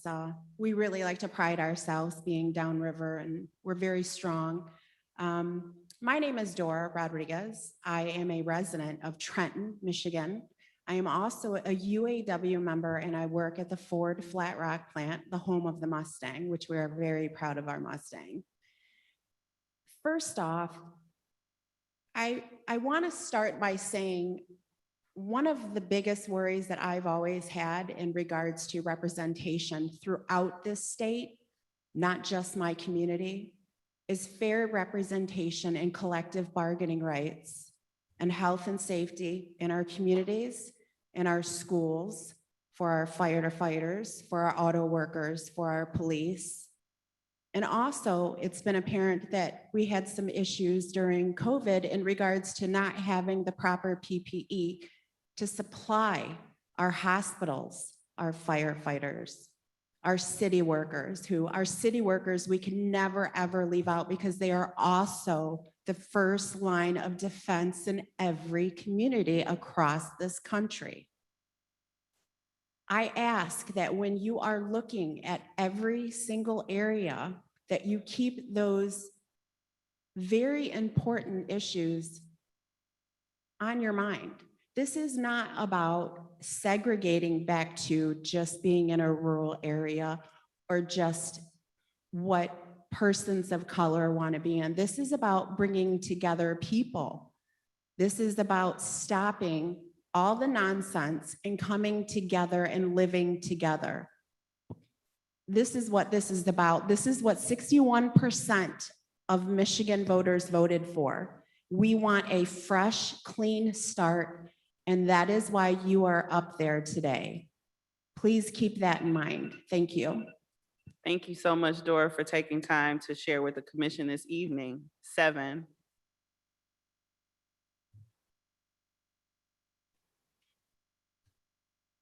Hello. Thank you for allowing me the opportunity to speak today. I appreciate the time and effort of all of the committee members. My name is Leslie. I'm a lifelong resident of Taylor.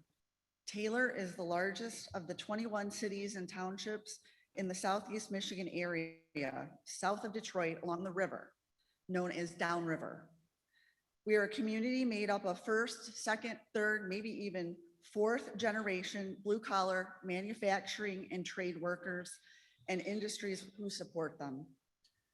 A lot of our families moved from the southern United States into the growing suburban area when the auto industry was booming. Some of us came from either farther south across the United States border to join our families and make a better life for ourselves. Others came from across the pond, from Europe, Asia, Africa. We are a diverse group. Most of us have high school diplomas. Some of us have taken a few college courses or maybe even have college degrees. We are saving for our children's degrees. Many of us own our homes. Others are renting with hopes to buy. Whether by blood or fate, we are family oriented. Often our households are multi-generational. Many of us are in the sandwich generation, taking care of our children and our parents. After all, the median age downriver is around 40. I like to say we are salt of the earth people. We work hard and we care for our families and neighbors. We make up the largest portion of the Michigan 12th Congressional District. However, downriver communities, Ecorse, Melvindale, River Rouge, and Romulus are not part of the Michigan downriver community. Instead, the remainder of the 12 are made up by Dearborn, Ypsilanti, and Ann Arbor. I'm pointing out these differences to highlight the importance of keeping communities together. Ecorse, Melvindale, River Rouge, and Romulus are downriver communities and should be in the same congressional district. Thank you for your time. Thank you, Leslie, for taking time to address the commission. 8. Hello, my name is Audrey Banks, and I want to say this first. I appreciate each and every one of you guys for taking out the time because everyone's schedule is so conflicting and busy. I appreciate you guys being here and listening to us. And again, my name is Audrey Banks. I live in Taylor.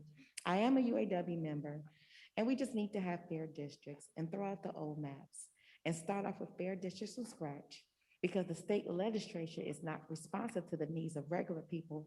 Most people want to have a higher minimum wage. And at the state legislature, they took it off the ballot and lowered the minimum wage. So we just wanted you to take this into consideration, the people, how we feel about this. And again, I just want to just take my little minutes and say, thank y'all for showing up and being there for us. Thank you, Ms. Banks, for taking the time to come out. 9, 10, 11, and 12. Don't ever feel in a rush to reach the mic. We don't start the timer until you get there. Hello, good evening. You can start when you're ready. Okay. Good evening. My name is Jamil Martin, 48-year resident of Wayne County. And I just want to thank you all. This is a monumental occasion. My background is I have a bachelor's degree in urban studies and political science from Morehouse College. And the issue of maps and gerrymandering and how it affects government and policy has always been an interest of mine. So I want the commission to throw out these old gerrymandered maps and feel empowered to really use the 7 or 8 points of the constitutional checkpoints in their weighted order, as far as making sure that the Voting Rights Act is adhered to and various other points that are brought up through the Constitution. So I just look forward to you all standing up to the challenge, resisting any special interests or any partisanship, and really give Michigan a non-gerrymandered map that will reflect the will and positivity of the people. Thank you. Thank you, Jamil. We appreciate your encouragement. 10.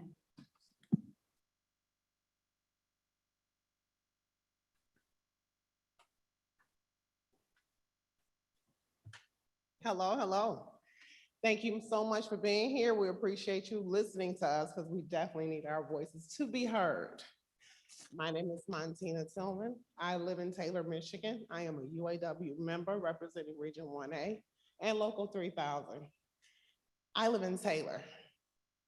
When it's time to redistrict, it affects us in more than one way. We've been voting in one section for so long that when it was time to go vote, there was so many people that was misdirected, which meaning you went to one spot and that's not where we were supposed to go. So there was a lot of people who were not able to vote because they couldn't go from here to all the way over there to try and make a difference. The other issue was when it came to redistricting, we have to also consider our children. When it comes to education, when you redistrict, it changes the districts with the children, with the schools. They've been closing schools, overloading some.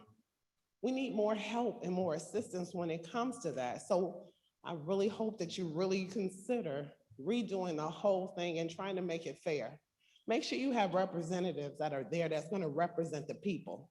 Not have people from one area that don't know anything about what's going on in their cities and their states. We need help. We need it right. We need to redo the whole thing. It's just time for change, and it's now. You guys are here to make that difference, and that's what we really pray that you do. Thank you. Thank you, Martina, for taking the time to address the commission this evening. 11. Thank you. Thank you very much for serving too. I know it's going to be really tough. My name is Kevin McNamara. I am the supervisor of Van Buren Township, and I'm here representing officially the city of Belleville, Sumter Township, and Van Buren Township. We are a tri-community. We've always called ourselves that. We represent the 48111 zip code. So if you wanted a name, 48111 zip code. We have resolutions that all three governments have voted on. The council in Belleville, Van Buren, and Sumter. And we have over 150 years of history. We have so much history in our community that Van Buren bought a museum, and the three communities got together to get a director for the museum. We have genealogy searches. We all pay for it together. We have working groups that are trying to work out how our water and sewer departments can work together, how our public services can work out together. We currently share dispatch. We share police and fire response.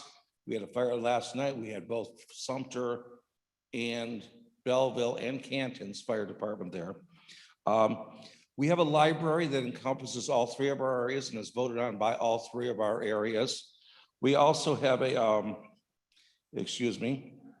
we also have a lot of services in our community. The services in our community are not named after Belleville, Van Buren, or we have one school system, Van Buren School System, but they don't call it that. They call it the Belleville Area School System. It's the Belleville Area Chamber of Commerce officially. It's the Belleville Area Council of the Arts. It's the Belleville Area Rotary. It's the Belleville Area Museum, the Belleville Area District Library. It's the Belleville Area Independent, which is our newspaper. We have the same median income within $1,000. We represent 45,000 people. We would be a 6 foot wide by 12 foot long square, rectangular, whatever. We would like it if you would keep us together this year. Thank you. Kevin, thank you for educating us about your community. 12.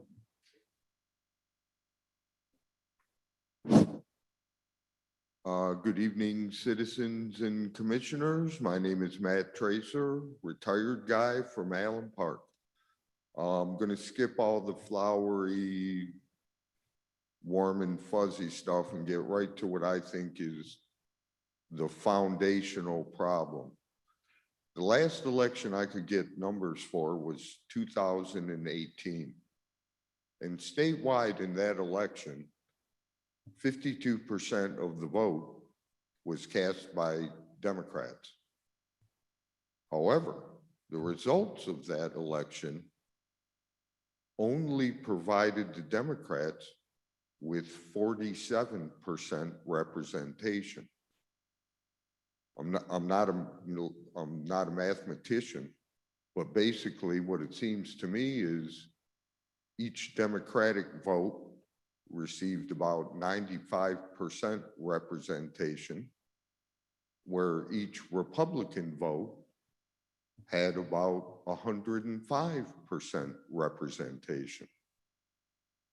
Now, this upside down number is heinous in itself, but it's exponentially worsened when the upside down number causes the minority party to control the majority in our legislatures.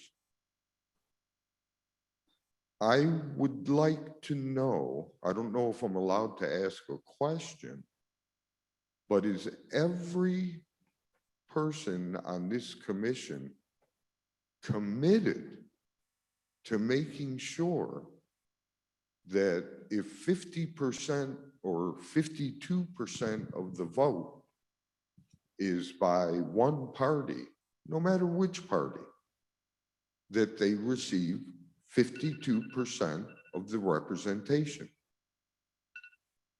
Thanks, everybody. Thank you so much for taking the time to provide commentary to the commission. 13.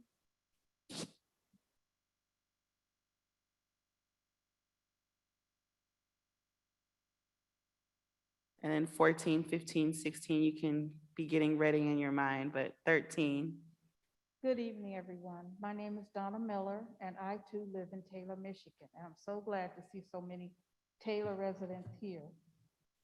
Taylor is bordered by Dearborn, Brownstown Township, Allen Park, Southgate, Westland, Romulus, and Huron Township. I want to thank the commission for your time and hard work. It is my opinion the modest turnout is because the Michigan voter trusts their votes will be honored. They trust the commission will draw fair and impartial maps with the aid of public comments. Keep communities of interest in mind and remember to include people of color like myself, who represent only 19% of people of color in Taylor. Protection without isolation. We are a part of the community that we live in. I voted for this commission, and I trust you will continue to reflect a free election decision made without voter suppression heaped upon voters like myself. And I thank you for your time. Thank you so much for spending time to address the commission. 14.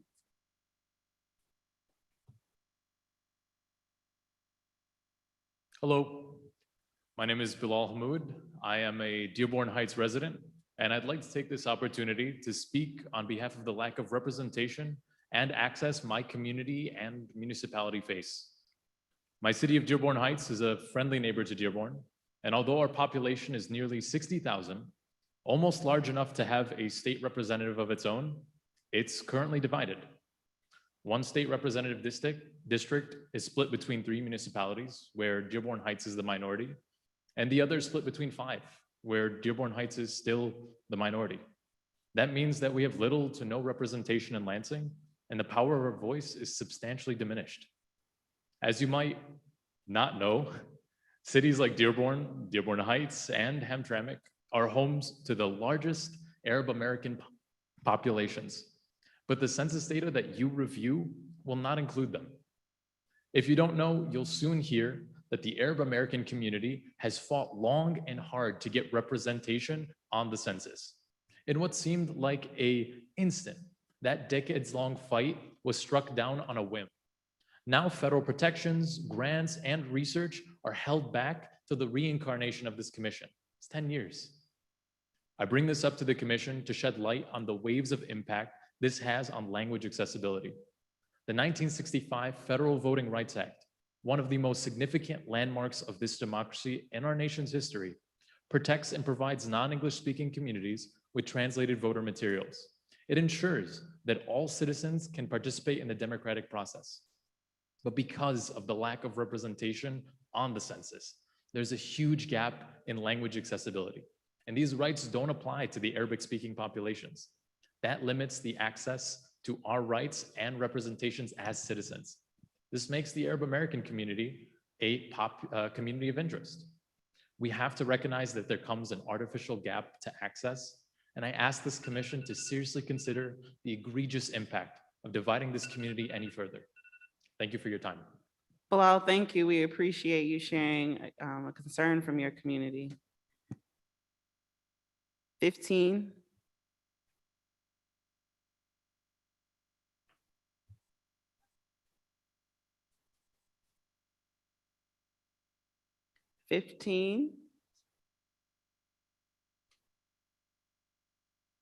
Okay, 16.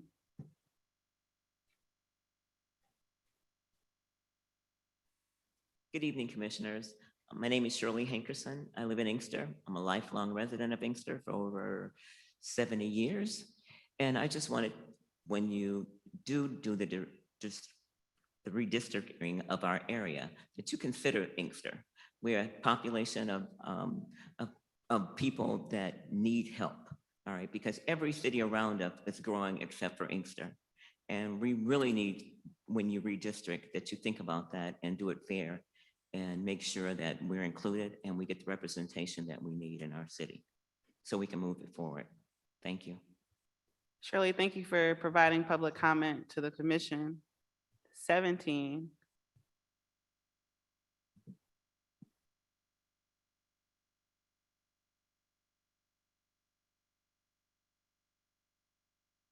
Good evening, Commissioners. My name is Allie. I live in Dearborn, Michigan in Wayne County. I'm 66 years old and I've lived in Dearborn for 64 years. I went to Lowry Elementary School and I graduated from Fortson High School. I love our Dearborn City services. Our police and our fire departments are the best. I'm so grateful for all their work. I currently live in the 9th Michigan House District. The 9th District is made up of a large part of Northwest Detroit and a tiny piece of the northeast corner of Dearborn. This arrangement is not acceptable to me. My community of interest is my church, my friends, my family, and the University of Michigan Dearborn, from which I graduated. I have nothing in common with Northwest Detroit. I believe that all of Dearborn should be kept together as one district. Our Arabic community here in East Dearborn has much more in common with West Dearborn, the south end of Dearborn where my husband grew up, and even South Dearborn Heights. My church is in Dearborn Heights. My friends all live in West Dearborn and Dearborn Heights. And my family and I all love the U of M Dearborn natural area. We have spent many long, lovely hours walking on the trails there.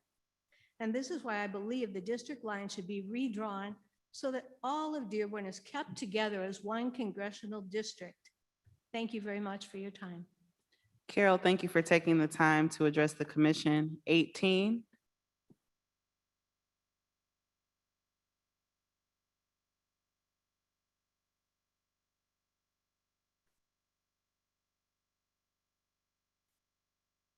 Hello, I'm Jasmine Kaltenbach. I was born and raised in Dearborn, and I still live here when I'm not attending college. First, I'd like to thank you all for your work today and for the opportunity to speak. So our current maps are, as many other people have noted, gerrymandered, and I think that's very shameful. As many others have said, it's not democratic when the election results do not accurately reflect the will of the voters. It erodes every citizen's faith in democracy and political systems. I think it creates instability and distrust. I ask that the commissioners, when you're drawing the maps, draw them fairly so that they accurately represent the wishes and needs of our communities. I think I speak for everyone attending this meeting when I say that. I feel, or I hope I speak for people attending this meeting when I say that. I feel a lot of hope that the outcome of this commission can lead to a more just and equitable system in our state, one step at a time. Yeah, that's all I have to say. Thank you very much. Thank you so much, Jasmine, for taking the time to share your comments with the commission. We appreciate that. 19.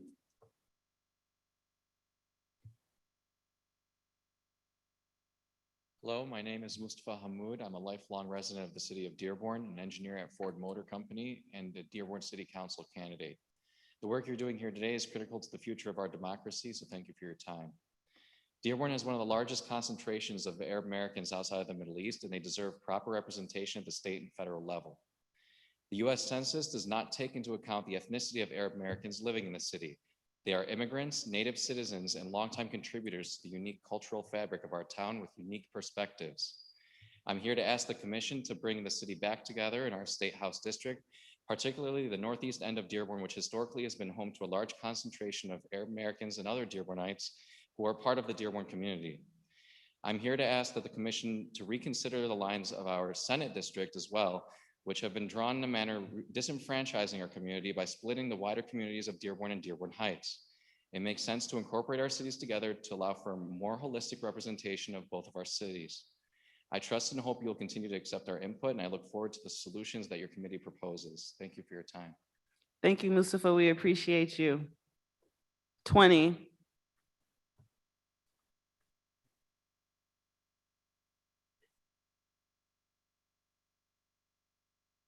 Good evening. My name is Joe Connors. I'm a 40-year resident of Grosseal, which is an island in the Detroit River and is part of the Downriver community. Downriver consists of 18 communities with a population of 350,000 people. And in past redistricting efforts, it's been sliced and diced to make congressional districts, which include cities like Ann Arbor, Dearborn, and Detroit, part of our district, and they are totally different communities from downriver. Downriver is as was said earlier, is an industrial area, hardworking blue-collar people, and those three communities I mentioned are totally different from us, and it would be nice if we're considered a community of interest. I don't think we've ever been considered that before. And the other thing I would like to ask you to consider is respect municipalities and their lines and townships, that they're not divided.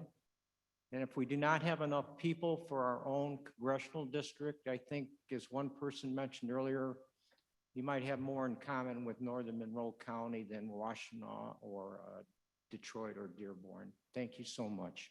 Joe, thank you for taking time to address the commission. As a reminder, in 21, you can approach the mic. As a reminder, please utilize our public comment tool. Folks really worked hard to get that out to you all so that we can hear more of your thoughts, your writings, and any sort of perspective that you might be sharing that is speaking specifically to the community in which you're interested in or the community in which you live. 21, good evening. You have our ears. Good evening. My name is Osama Sadwani. I'm the publisher of the Arab American News for the last 37 years, based in Dearborn, Michigan. I've never actually spoke for 2 minutes. I'm going to try. You can do it. I'm very familiar with the gerrymandering because I came from countries, most of us Arab Americans came from countries that laws are drawn and districts are drawn by the power. So I'm very happy to see that we have an independent redistricting commission that will look at the interests of the people. Starting from there, I would like to say to you, it doesn't make sense. One of our previous speakers talked about 3 precincts in Dearborn that are put in District 9, in the House District 9. That doesn't make sense. It just does not make sense. These people don't have adequate representation. Dearborn should be all together when it comes to House. Now, when it comes to the Senate, we have absolutely no representation as a community. We're a very vibrant community, but yet we do not have representation. Why we're asking for a representation of Arab Americans? I'm totally against segregation. We do not want to be separated from our brothers and sisters in Detroit or in the other surrounding cities. But we have special needs. We come from countries that are war-torn countries. And our kids, they come traumatized. Our schools are different. We are the 3rd largest district in Michigan, in Dearborn, the school district. And they need special needs. And we need an adequate representation in Lansing in order to meet these needs. Again, against segregation, but for adequate representation. I wanted to thank you for listening. We submitted a plan and a map to your commission. We hope that you take a look at it. And like I said, 2 minutes is too little for me to talk, so I'm gonna end it right here. Thank you. Kusama, thank you so much. You can visit our public comment tool to continue to write and pass your 2 minutes. And if you, not just you, but if anyone submits maps or writings to us, we do take the time to review each one. So do not feel that it is in vain, because it's not. 22.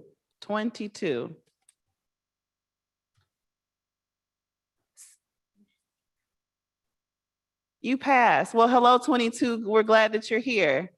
23. For purposes of the public record, more professionally, 22 has declined her turn. We are moving on to 23. 23.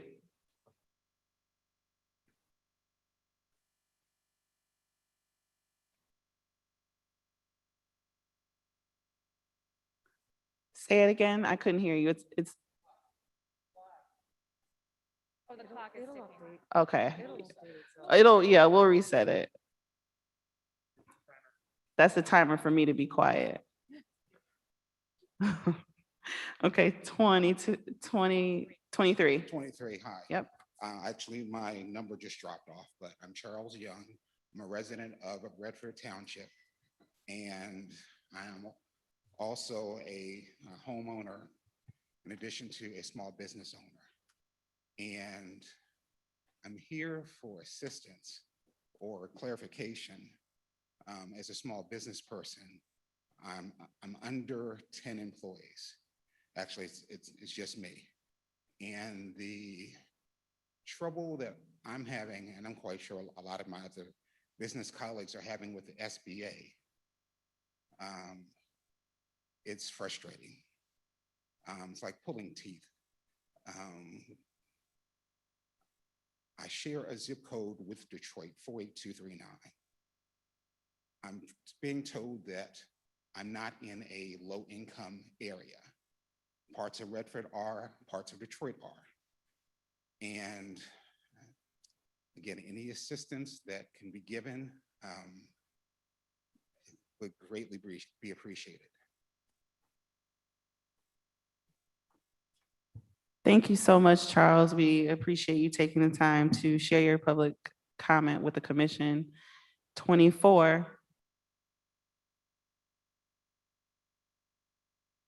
Hello, thank you. I appreciate your time. My name is Kathy Martin, and I work for Dearborn Public Schools, and I'm a part of the Dearborn Federation of Teachers, local DFT 681. I would like to thank the committee for your time this evening, and I'm here to advocate for Dearborn, Ecorse, and Melvindale being grouped into one House district because of the unique history and challenges that these cities share. They deserve representation that will champion for the relief and the support that these cities and their residents need.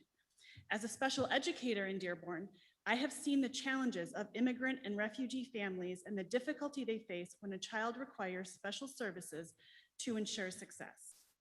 I've seen time and time again how legislation is created without taking these needs into consideration. In fact, recent legislation, such as the Read by Third Grade law, have racist and oppressive undertones. Schools are doing the best they can, yet laws that harm students are keeping their hands tied in some regards. How fair is it that a child escaping the trauma of a war-torn country is held to the same standards as a child who was born and raised here with little to no hardships? It is necessary that representatives for districts similar to Dearborn understand the struggles of the residents to help curb or prevent punitive laws from passing. Thank you for your time. Thank you for taking time to share about the educational community. At this time, we are going to take a 5-minute recess. So we'll return at 7:32.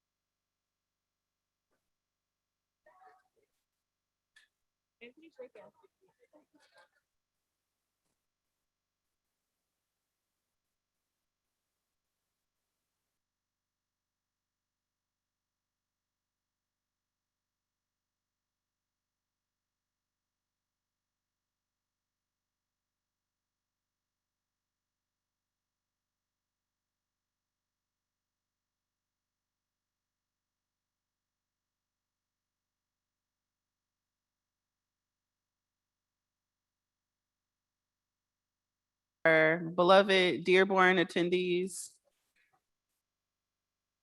It is 7:33.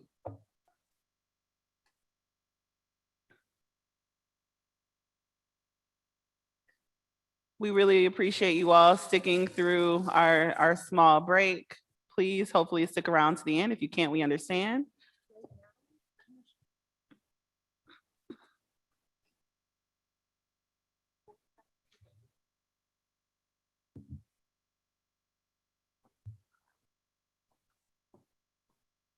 Where Steve went, he better figure it out.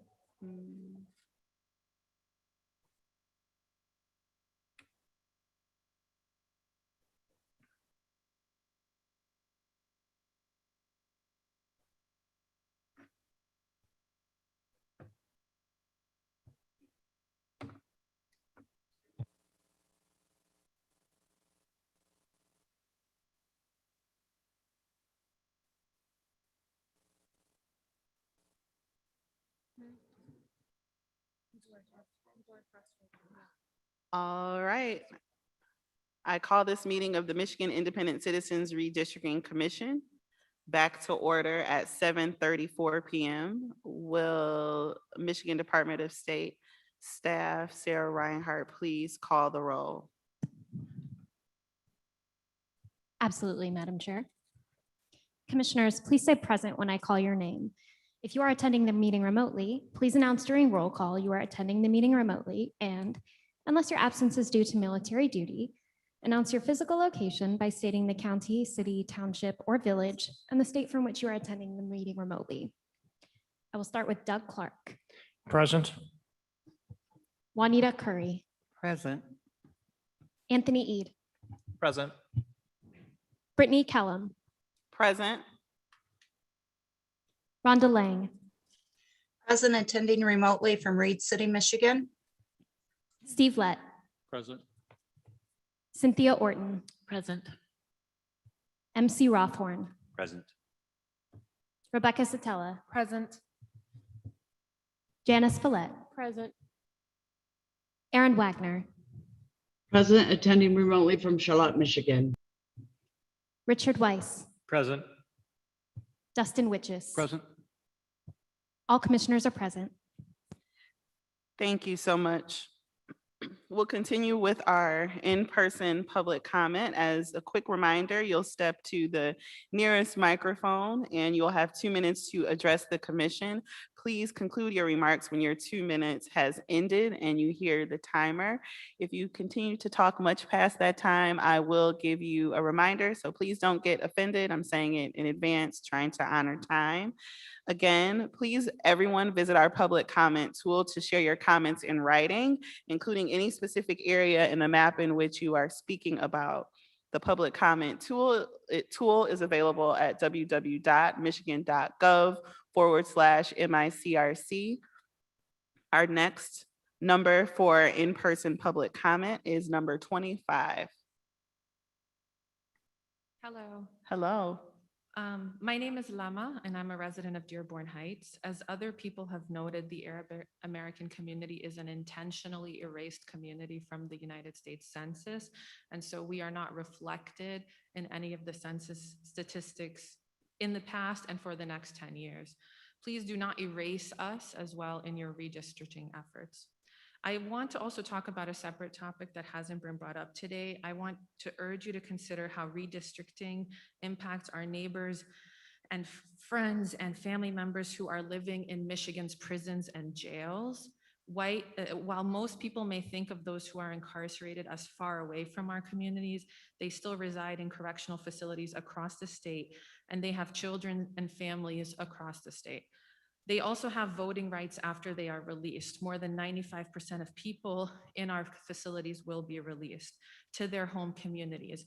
Because of our mostly racist criminal justice system, their home communities are predominantly poor, Black and brown communities. So while people who are incarcerated and those who are formerly incarcerated are often erased when we think about voting in districts, I urge you all to consider them and their lives and their voting rights, as well as where our prisons and jails are located and the communities to which these people return as you embark on your redistricting efforts. Thank you. Lama, thank you so much for coming out to share your comments with the commission. 26.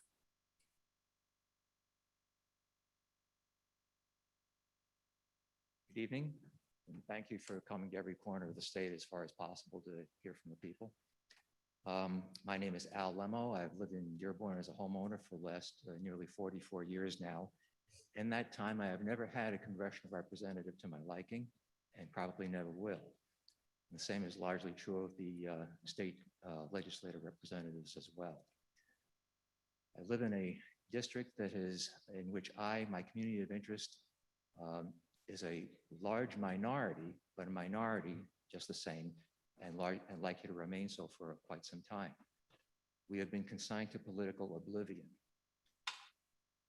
I'd like you to bear in mind that fact when you redraw the districts and give us more competitive districts, so that when I go to vote, it's not a meaningless exercise, it's not irrelevant. I think that's largely what I have to say. I realize I could be shooting myself in the foot in one sense, but and it also would be posing some practical difficulties in meeting certain objectives, such as having compact districts. But on the other hand, we should not have congressmen for life. And this commission was sold to the people as voters choosing their representatives, if I recall correctly, rather than having the politicians choosing their voters. The current system of doing things makes a mockery of that. I'd like you to change that. Thank you very much. Al, we appreciate you taking the time to address the commission. 27. Good evening. My name is Meenakshi Mukherjee. I'm on staff at the American Federation of Teachers here in Michigan. I'm a resident of Dearborn, a former public school teacher, and a proud member of AFT Local 231, the Detroit Federation of Teachers. I'm here today to advocate for Dearborn, Ecorse, and Melvindale being grouped into one House district because of the unique histories and challenges that these cities and their students share. As an educator in communities that serve underrepresented Black, Indigenous, and young people of color, I have seen the impact misaligned representation has on the access students in marginalized communities have to a culturally and community responsive education. As we return to buildings and reimagine transformative learning for young people, educators and school communities need bold representation and advocacy for policies, funding, and resources that center the lived experiences of our communities as they continue to work tirelessly to provide educational opportunities that include differentiated supports and wraparound services, all which address the many needs of our diverse Black and brown student populations. Students and families in Dearborn, Ecorse, and Melvindale deserve representation and decision-making that comes from a deep understanding of their communities, their rich histories, and the challenges they face in order to truly provide them with an equitable education and life beyond. Our communities deserve representation that will champion for the relief and support these cities and its residents' needs. Thank you for your consideration. Thank you so much for taking time to address the commission. 28.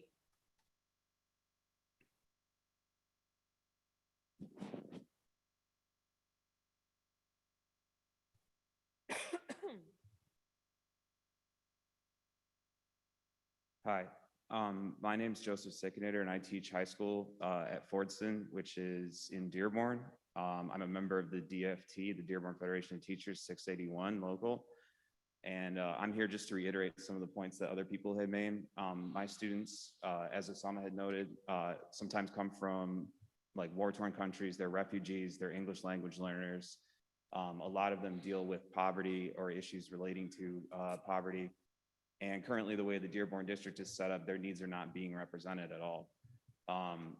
as other people have noted, the way the Dearborn district is set up is it's like this weird long chain that goes all the way to like Ann Arbor somehow. And it's like, these people do not have the representation that they deserve to actually make things better, to make the conditions better in schools for them. If they're not adequately represented, then it makes my job that much harder because I'm not getting the resources I need to help them. They're not getting the resources they need to help themselves. And overall, it's just not addressing their unique needs and unique experiences as a community. So this is why we ought to combine Dearborn, Ecorse, and Melvindale into a single district. So I want to thank you all for your time and good luck. Thank you so much for sharing your public comment with the commission this evening. 29.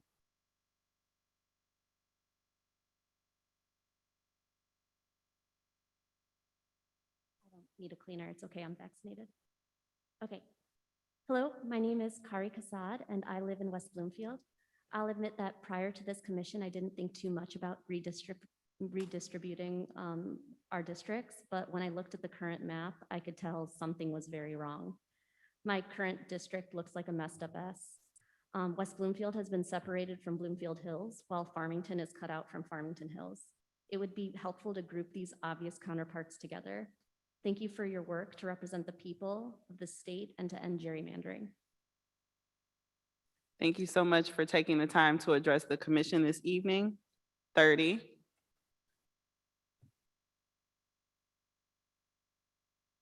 Thank you. My name is Brigitte Fawaz-Anuti. I have lived in the cities of Dearborn and Dearborn Heights for the past 47 years. I am currently the co-director of the Access Social Services Department, and today I'm standing in front of you as a proud resident and to share the story of my community, the Arab American community. As you've heard from many people, the census does not include an option for people to identify as Arab, Middle Eastern, or North African. This has affected my community in many areas, from political representation to access to healthcare, and even receiving grants, funding for health, social services that are funded with at least $675 billion in federal money distributed annually to communities with the help of the census data. The communities we serve face challenges that are unique. From a basic needs perspective, immigrants and refugees face barriers associated with their eligibility for state and federal benefits and entitlement programs, as well as their ability to meet documentation requirements needed to obtain state licensing and identification. From an educational preparedness perspective, bilingual education programs are not widely available, and oftentimes youth who are newcomers to this country are not able to meet their basic educational requirements. Over the past few months, new issues have emerged and community needs for access services increased. Access and its community partners rose up to meet the challenges, even in the first few weeks of the pandemic. In March of 2020, we launched a COVID-19 response initiative to help our clients with emergency basic needs, health, and education. Today, we are experiencing a collective trauma as a state, and the way that you prepare and redistrict will impact every single member that I am talking about. So I hope you take that into consideration. Thank you. Brigitte, thank you so much for taking the time to talk with us this evening. 31.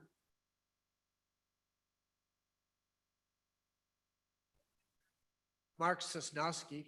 I'm a resident of Dearborn Heights.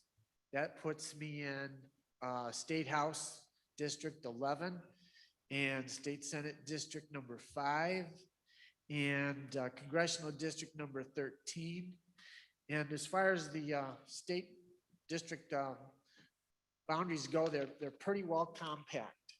That's how I see my area of my community of interest geographically, because that's the west side of Wayne County. And that's where I work, I live, I play, I worship, all there. I shop, Western Wayne County. That being said, the 13th Congressional District is pretty unique because it's the only one that's entirely within one county.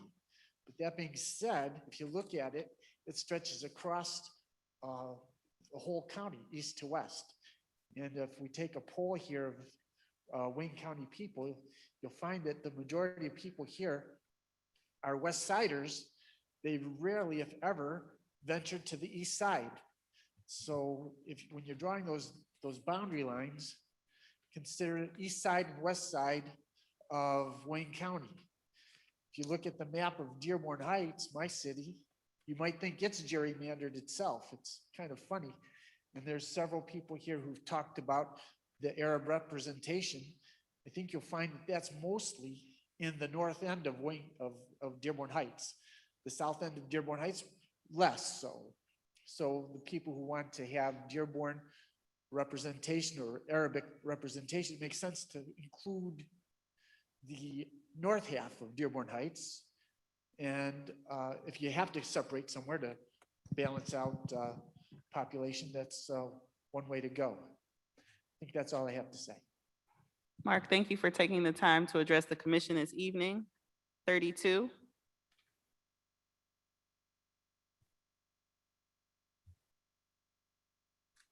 Good evening. My name is Pete Petoskey. My wife and I live in Southgate, Michigan, in Wayne County. I was born and raised on the east side of Detroit, and back growing up there, I thought there was Detroit going south, Wilderness, and then Toledo. And then later on, I met my wife at the phone company at work. She lived downriver, and I didn't know what that was, but I fell in love with my wife, and I fell in love with downriver and moved there and haven't left since. If you live in downriver, you know what downriver is. It's a feeling almost. And you can talk to anybody who lives down there. It's a wonderful place to live. You folks are very, very lucky to be serving on this panel. What a remarkable opportunity to go around the state and listen to folks talk. I'm humbled by the wisdom of the people who spoke before me at this microphone. I'm just amazed at the level of intelligence and articulation and heartfelt information that's being handed out. I've always felt that the best governance is the governance closest to your front door. And so consequently, I hope you use that kind of a philosophy going forward. Go with community of interest. We talked about that, but how about some non-traditional community of interests? I'm a biker. Take a look at biking groups. You have the Downriver Biking Club and the Oak Park Easy Roll. Take a look at some of the Facebook groups, perhaps, for some non-traditional advice on community of interest. Again, thank you for your service, folks. You're in the politics game, and you've probably made some friends and enemies around the state, but like the saying goes, if you want a friend in politics, get a dog. So good luck to you all. Thank you so much. I'll say hello to my dog for you. 33. Hi, my name is Jackie Petoskey. That was my better half that just spoke. I would like to say that you folks have a really hard job ahead of you, and I wish you all the wisdom that you're going to need for this. I think that looking at districts in Michigan should be kind of like looking at a map of the counties of Michigan. They're pretty much square. We don't have little snakes drawn for counties, and I think districts should look like that. I also hope that you folks have the power to make this happen, and that the state legislature will not pass laws and overrule all the hard work you're doing. Thank you. Thank you so much for taking the time to address the commission. 34. I'd just like to say thank you for the commissioners, and congratulations on winning this position. I don't know if you're happy about it, because it's going to be very, very hard work that you have to complete. I live in Taylor, Michigan, and we've had good representation today, so I'm not going to beat that to death. I just would like to say that I think the majority of the people today are saying keep their communities together, not with crazy divided lines and everything. And a lot of people have echoed my thoughts that keep downriver communities with downriver communities. And again, good luck, folks. Roll up your sleeves and don't be swayed by politics. Thank you. Thank you so much for taking the time to address the commission. 35. Good evening, Commission. First, I would like to say thank you for your efforts in helping to make Michigan more fair. My name is Marcella Eid. I'm from the West Bloomfield area, and I am a first-generation American. I am half Chaldean and half Lebanese. It is my understanding that the Commission will be using the recent U.S. Census data to redraw our districts in the state. What I'd like the Commission to be aware of, as many have brought up, is that many of my people being Americans of Middle Eastern descent, felt unrepresented while filling out that census because we had to identify as white, and there was no Middle Eastern/North African box given to us. For example, Chaldeans, we do not identify as white. We have our own history in Iraq as Christians, our own history here in Michigan building businesses and families, our own culture, and even our own language. I'm asking the Commission to please consider the Chaldean community as a community of interest for these reasons. Many of us reside in the West Bloomfield area and the Sterling Heights area, as we tend to live in the suburbs since we are family-oriented and neighborly. We would like to be grouped with those who share our values regardless of background in those areas. I'm also asking the Commission to consider the entire Middle Eastern community in Michigan when redrawing the lines so we may have better and accurate representation in Michigan. Thank you. Marcella, thank you for taking the time to address the commission. 36.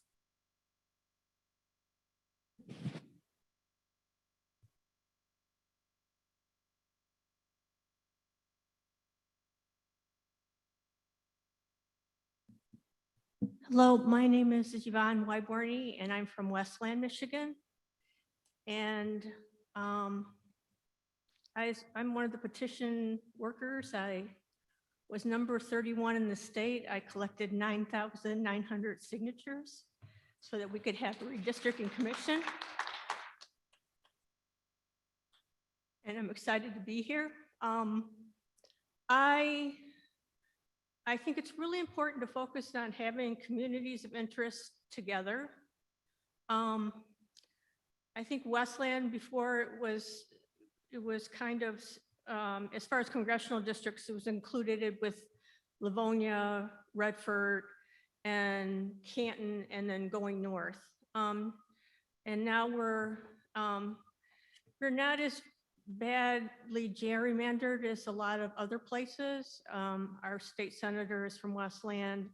Our House representative is from Westland. But I really asked the commission to focus on keeping people together. So Westland is partly working class. And currently we're in the 13th congressional district. So I just want to underline what everybody else has said, is to try to keep people of communities together and not break them up. Thank you very much. Yvonne, thank you so much for taking the time to address the commission. 37.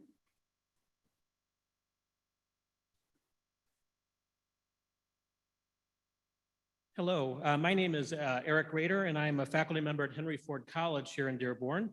I'm also a member of AFT Local 1650, which is the Henry Ford Community College Federation of Teachers. And I want to thank the committee for being here in our city tonight. I'm here to ask you to consider putting Dearborn, Ecorse, and Melvindale into one state house district because of their common background and characteristics that a few others have spoken about as well. A house district that includes these three communities would be one that truly represents the people living in these industrial and working class communities and areas. At HFC, we have students from a number of different cities, including Dearborn, Ecorse, and Melvindale. Throughout the pandemic, I've seen the economic and emotional toll that COVID has taken on our students. There is a real digital divide for many of them. We also have a large percentage who depend on our campus food pantry for basic supplies for their homes and families. As others have mentioned, we have a large immigrant Arab American population in Dearborn. Even before COVID, many of our students struggled with life and death issues. Our school provides a lifeline for thousands of area residents. The students in Dearborn, Ecorse, and Melvindale and their families would benefit from having a common representative in Lansing to advocate for them and their school and their families. Thank you again for coming to Dearborn and considering my views. Thank you. Eric, thank you for taking the time to address the commission. 38.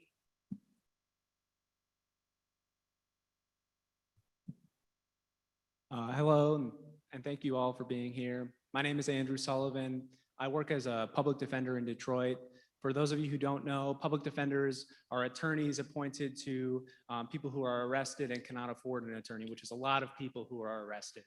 I want to bring your attention to the fact I'm here to represent this population of people who I have represented, a group of people, Black and brown people who are unfairly policed, over-policed, and incarcerated.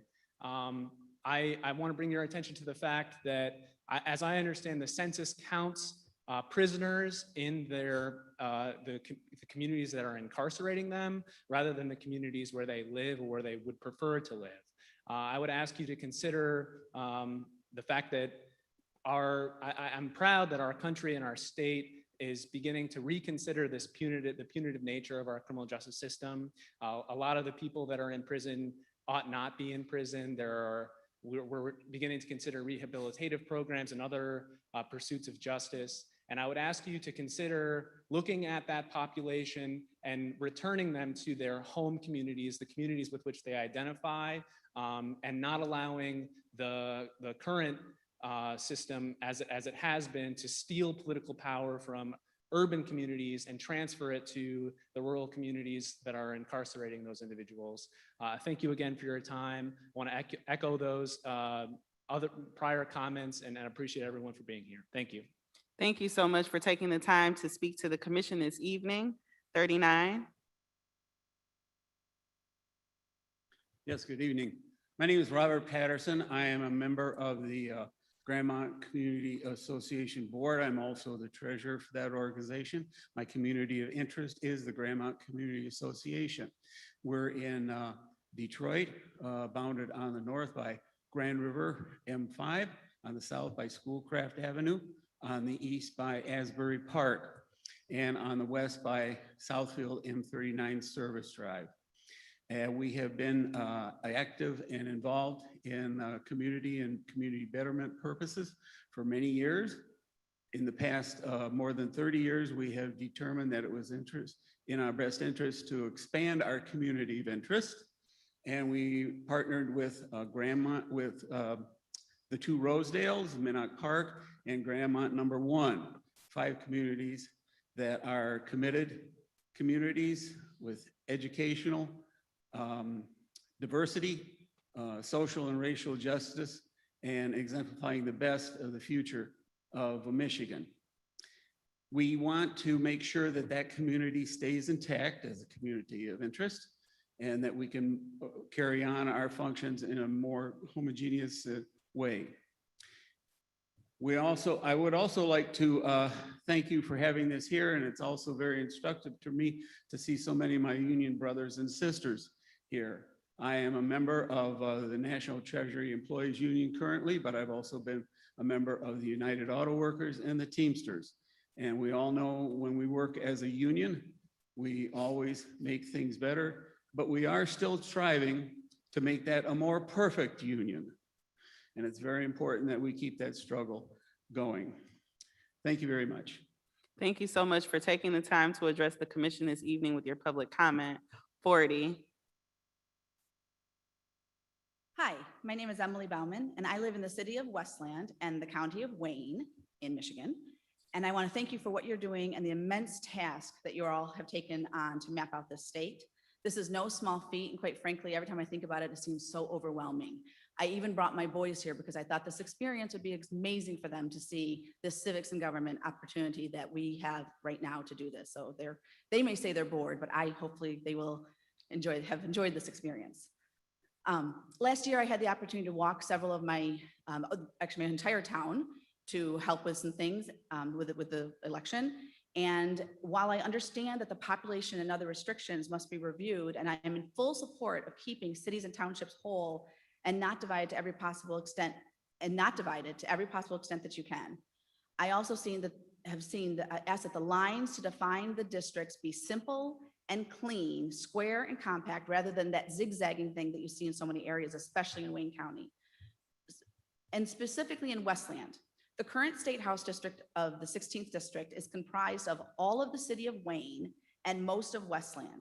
There's actually this little corner in the northeast corner that's represented by a completely different House district. And I would like you to keep all of Wayne and all of Westland in there, even when some of the precincts that would vote into that other area, there's even, I can't even imagine that the people that were working there had to deal with, okay, you have to get this one because your district is just off. And it just adds all that extra stuff to it. And I think you should keep them in one district. So please keep the city of Wayne and all of Westland together as one district. I actually have friends in that area who are not feeling completely represented and not understand why we can live in the same city while not being represented by the same people. And Wayne and Westland actually share schools and a lot of things that they do. So again, please keep that natural community lines. Thank you again for being a part of this process. And thank you. Thank you so much. At this time, that concludes our in-person public comment, but we are going to move to our remote public comment. We encourage you all to stick around and support those that are sharing public comment remotely. However, of course, you do not have to. I'm 41. Madam Chair, there are 49 total public comment participants for Okay, in-person. sorry, my last update was 40. How many, Sarah? Is it 49? Okay, my apologies. Correct, that was 49. 49, thank you. Okay, thank you. My last update was something different, so I will go to 41. Yeah, I'm not Beverly Kendall Walker. Now, Beverly Kendall Walker is running for Detroit City Clerk, Cindy Garrett. And I got an email today and really came to listen, but I can't give up the chance to make a public comment. I'm listening to people and they've got communities of interest. Then, but what I would like to see is if you could do something about looking at the algorithms for the numbers of how this comes about, where we've got a majority vote gets a minority in the legislation. So if you could take those communities of colors and communities of interest and then use those algorithms, maybe you can come up with something that makes sense with interest and with numbers so that we can have a more fair government. But actually, if you had proportional representation, I've always thought it was too confusing to have all these different boundaries. People in Detroit, most of them don't know where their district boundaries are. I can tell you what district I'm in, 6, but I can't tell you, all of the boundaries. And then you've got different boundaries for the state representatives, the Senate House, Michigan House, Michigan Senate, national, so all of these different boundaries make it confusing. And maybe with proportional representation in the future, we could draw some boundaries of interest and then use proportional representation to give the right representation to the population. But also, because lately they were having algorithms showing how algorithms by judge were better than judges' decisions. So that's why I say maybe you can look at that. Thank you so much for sharing your public comment this evening. 42, please.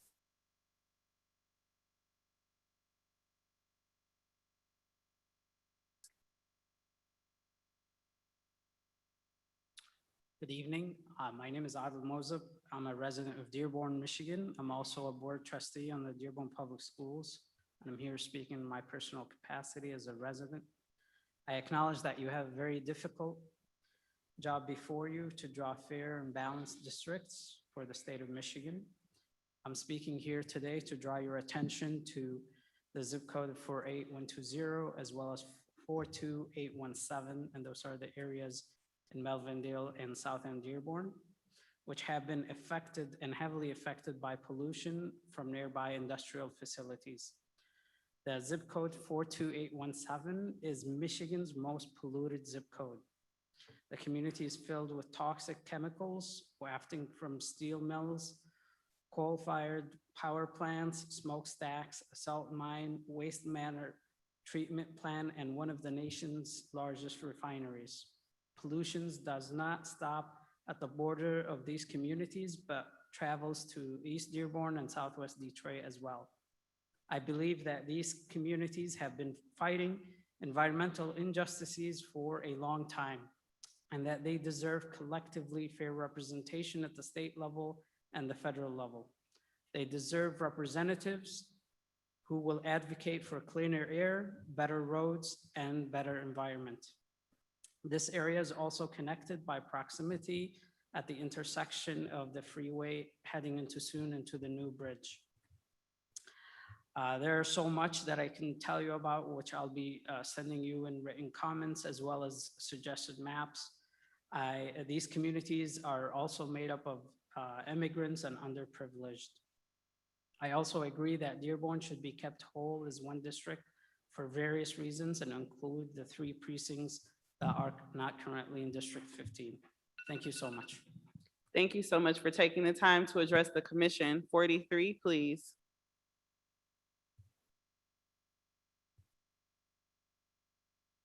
Oh, good evening, and I want to thank the commission again for coming to Dearborn. Given by our state senate map that we have currently, it is evidence that Dearborn and Dearborn Heights have often been underlooked. So I think it is very symbolic. I want to show a map of our current senate district, and frankly, I don't mean to be too harsh, but this is a sort of a mess. Lincoln, Taylor, Allen Park, up to Detroit. I don't know who, that is definitely not a community. The current map we have is not a map of communities, it is a map of squiggles. And the reason it is like this is not because of gerrymandering as some think, but it is because of the Voting Rights Act. We wanted 5 seats, and I do believe the Voting Rights Act is important, and minority representation in government is important, and it is important to have a certain amount of majority minority districts. However, when it gets to the point where in order to draw one, you have to draw a map like this, which splits so many communities. And I want to speak briefly on how it is to live in a VRA seat that goes into Detroit. As a Dearborn Heights resident, I've never felt like I had a true senator because my senator always addresses me in flyers as "Dear Detroit resident." And I don't blame them because Detroit is an important part of their district. I just want to feel like I have an actual senator. Going in Dearborn, where it is split up into another VRA district because I believe the Republican legislator that drew it wanted 5 VRAs to deflect criticism for its clear gerrymandering. Nobody knows who their state senator is. So I think it is important to prioritize communities of interest and have 4 VRA seats to make this map look better. And I will be submitting maps. Thank you. Thank you for taking the time to address the commission. 44. And if you want to give us those maps, you can.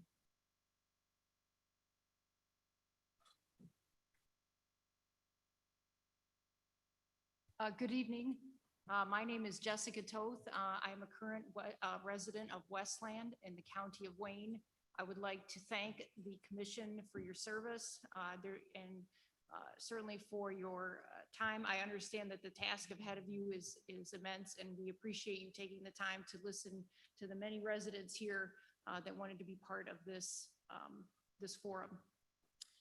As a previous constituent noted, I am part of Westland, which is State District 16. I'm in the northeast corner, and State District 6, which is actually not part of the remainder of Westland.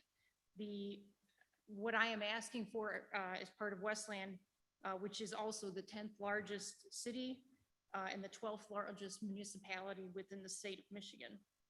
My community of interest is important to me.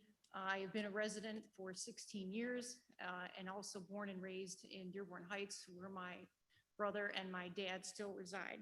And it's important to me as a community of interest because of the availability of parks, my church, my place of work, and certainly friends all reside in this area.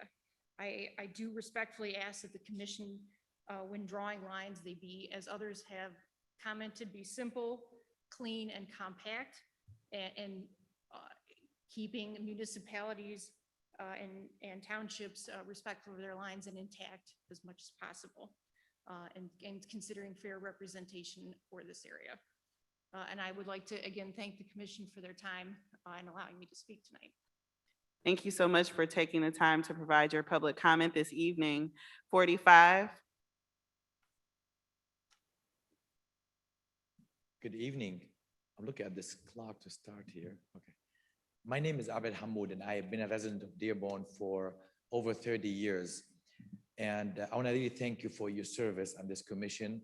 Finally, I got to see what I was dreaming about, the independent commission that can do our districts, not based on partisan considerations, namely Republican considerations, but based on logical and common sense factors. I'm gonna try not to repeat many of the things that people said before, even though I support them. It's difficult not to be redundant when you're number 45, but I want to tell you that I support the idea of putting communities back together.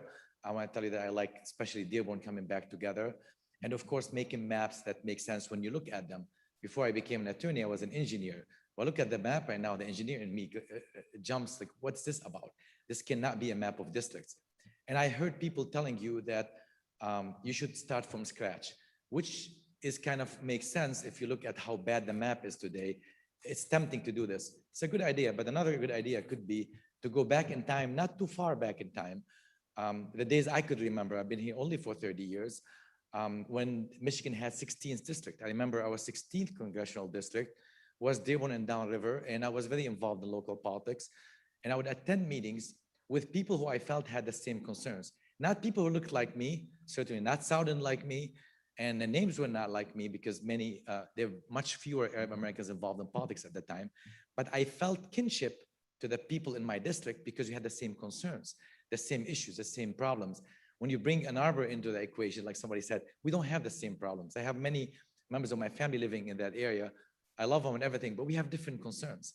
So when you look into remapping the congressional district, particularly, in addition to everything has been said here tonight, please try to go vertically here from Dearborn down, as opposed to going horizontally, like they tried to either put us with Detroit or Ann Arbor. It makes a lot more sense for us to go with Downriver. Thank you for your service. Thank you so much for taking the time to provide comment to the commission. 46.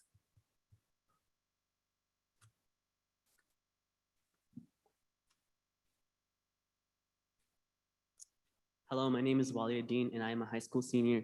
Funny enough, I'm graduating tomorrow. I'm 18 years old, and I'm from Yemen, a country in the Middle East. To start this off, I would like to take a moment to thank the Commission for the work they do, as it's highly important.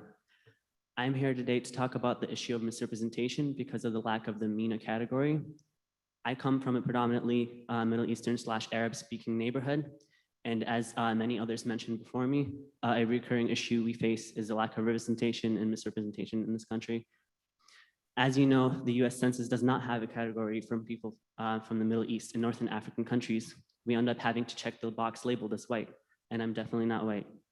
Feeling a sense of disconnection and marginalization is the experience many like me feel today. How can we truly be represented by our representatives if we are invisibilized by the data? What is a representative democracy without accurate representation? I'm here to ask you guys to ensure that when you are redistricting our communities to be inclusive to communities like mine that are not represented by the census. And thank you so much for your time. Thank you so much for your time and congratulations on graduation. Woo, woo, woo, woo, woo. 47. Good evening, and thank you guys for coming out and being in Western Wayne County. I am Gina Wilson Stewart, and I'm a resident of the city of River Rouge. River Rouge is a small city, population under 8,000, just south of Detroit. We border Ecorse and Melvindale, and as I said, Southwest Detroit, which is a good combination of the people who love downriver. You heard some people talk about downriver.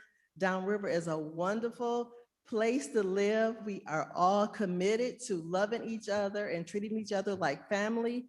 And those are the cities of River Rouge, Ecorse, Lincoln Park, and Melvindale. We are all industrial. We all grew up with the Ford Motor Company right there. And I think it would be great if we were all in the House District in that area. And as I move on, my other volunteer responsibility is I'm the president of the Western Wayne County NAACP, and that covers 3 congressional districts, 11, 12, and 13. As we looked over those districts maps, it was unbelievable to see how they were so spread out. But what we did notice was it was a division of classism, not necessarily racism, but we looked at the median income on those areas, how those maps were drawn, and 13 was low, 11 was higher, and 12 was higher. And as we looked at that, we said that's another form of, I think, discrimination. So when you redraw the maps, try to think about classism as well, because we need to have a little of all of them in each category. Don't just have one category where everyone is well off and one category where everybody is in poverty. Thank you so much for your time. Gina, thank you for taking the time to speak to the commission this evening. 48.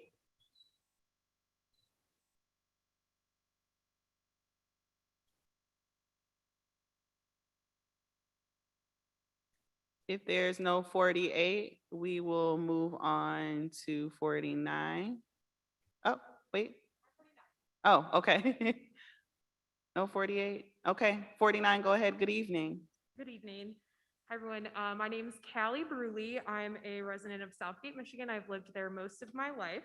And I did want to start, I know a lot of people have thanked you all today, but I do want to start by thanking you because you have a really difficult job ahead of you. And just want to thank all of you for taking on these very important and historic roles on the commission. So I want to make 2 quick points. The first is just to please, when you are redrawing maps, to be intentional in upholding what voters asked for when they passed Proposal 2 and start fresh with brand new maps. The old maps and the maps that are currently existing are partisan gerrymander. So it's very important that you start brand new. And then my second point is to please draw as many competitive districts as possible to ensure fair representation for voters all across the state at both the federal and state level. Thank you. Thank you so much for taking the time to address the commission. At this time, I think that concludes our in-person public comment, and we'll be moving on to our remote public comment. Individuals who have signed up and indicated they would like to provide live remote public commentary to the commission will now be allowed to do so. I will call your name and our staff will unmute you. If you are on a computer, you will be prompted by the Zoom app to unmute your microphone and speak. If you are on the phone, a voice will say that the host would like you to speak and prompt you to press *6 to unmute.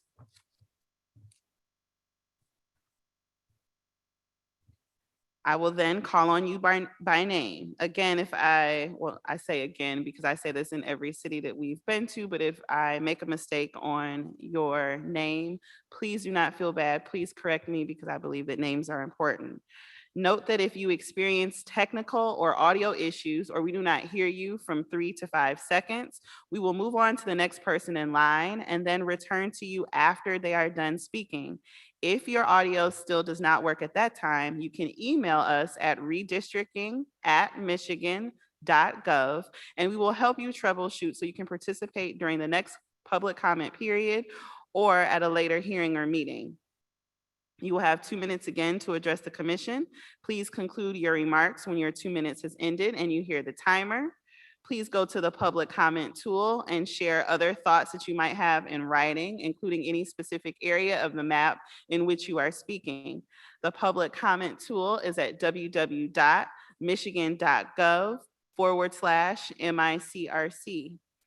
Our first in line to provide remote public comment is Adam Badawi. And please allow a couple moments for our staff to unmute you. Hello? Hi, Adam, we can hear you. Hello. And thank you guys. I want to thank the committee for holding this public hearing and for soliciting feedback from community groups within the state of Michigan. I'm Adam Badawi, the DC Policy Manager for Access, the Arab Community Center for Economic and Social Services. I want to speak to how redistricting can address the realities facing the Arab American community in Southeast Michigan. Access represents, in particular, the surrounding communities of Dearborn, Detroit, Ferndale, Hamtramck, and Sterling Heights. However, in my job, I have a unique position. I try to work with congressional staff and government agencies to represent the voices of Arab Americans and to articulate their concerns. However, a significant impediment on my ability to do so is the lack of a category for self-identification on the US Census, one of the downstream effects of which is, of course, the drawing of district maps. So I may be able to advocate for the community through anecdotes or studies that are effectively a snapshot image. However, without a basis upon which to highlight the unique conditions of Arab Americans, as well as the intersections that exist between our and other regional concerns, I cannot do so in the holistic sense necessary to consistently deliver for our constituents. So historically, the lack of a demographic category for Middle Eastern or North African people has contributed to the persistence of poor social and public health conditions for the community at large. And despite being the historical victims of policies rooted in anti-Arab discrimination, Arab Americans are not considered a racial and ethnic minority group. So as the nation in general embarks upon an important effort to redress racial inequities along social and economic lines, Arab Americans are once again not represented. And so as a result, organizations that serve Arab Americans may continue to suffer from insufficient funding for social support services or a lack of investment in community development initiatives. So this independent redistricting commission offers a chance for community groups to articulate their concerns, which are not yet reflected in the data. And it offers an important chance for the community to articulate themselves within communities of shared interest. Thank you. Thank you so much for taking the time to share your thoughts and your public comment, share them with the commission. Our second person to provide remote public comment is not present. So for the purpose of public record, we'll be moving on to our third person, who is Sarah Mogny. Sarah, I know that I mispronounced your last name, so give it to me straight. It's Mugni. You're fine. First of all, I'd like to thank the commission for taking the time to hear me speak today. Hi, my name is Sarah Mugni, and I'm a junior in high school. I'm 16 years old, and I've resided in Dearborn Heights, Michigan my entire life. Yet my home zones into the Dearborn Public School District, where I go to Dearborn High School. I reside in a separate congressional district from my school friends and peers. And I see myself failing to identify with the needs of my own congressional district due to the great disparities among my own district's constituents, and rather identifying with the needs of the constituents of my school friends and my school district. It makes more sense due to the fact that my school district is being exposed to similar socialization factors that I am. Not only this, but in my community of interest, being an Arab American, we're not even included on the US Census. We're considered Caucasian, and with all due respect, I don't identify with that. As our population is growing in the United States, we aren't even considered our own ethnic group. This strips away our funding and skews population data. Thank you. Sarah, thank you so much for that astute public comment. I hope whatever you endeavor to do in life, you continue to share and use your voice because it's powerful. Thank you so much. You're welcome so much. We're gonna move to number 4, Donald Stuckney II. Number 4, Donald Stuckney II. Please allow a couple of moments for our staff to unmute you. Madam Chair, Yes. the number 4 who had signed up who was previously absent, is now here, and her name is Madiha Tariq. Madiha Tariq. Correct. Madiha Tariq. Sorry, I didn't hear the pronunciation for the first name. And that is going to be our number for remote public comment, correct? Correct. Okay.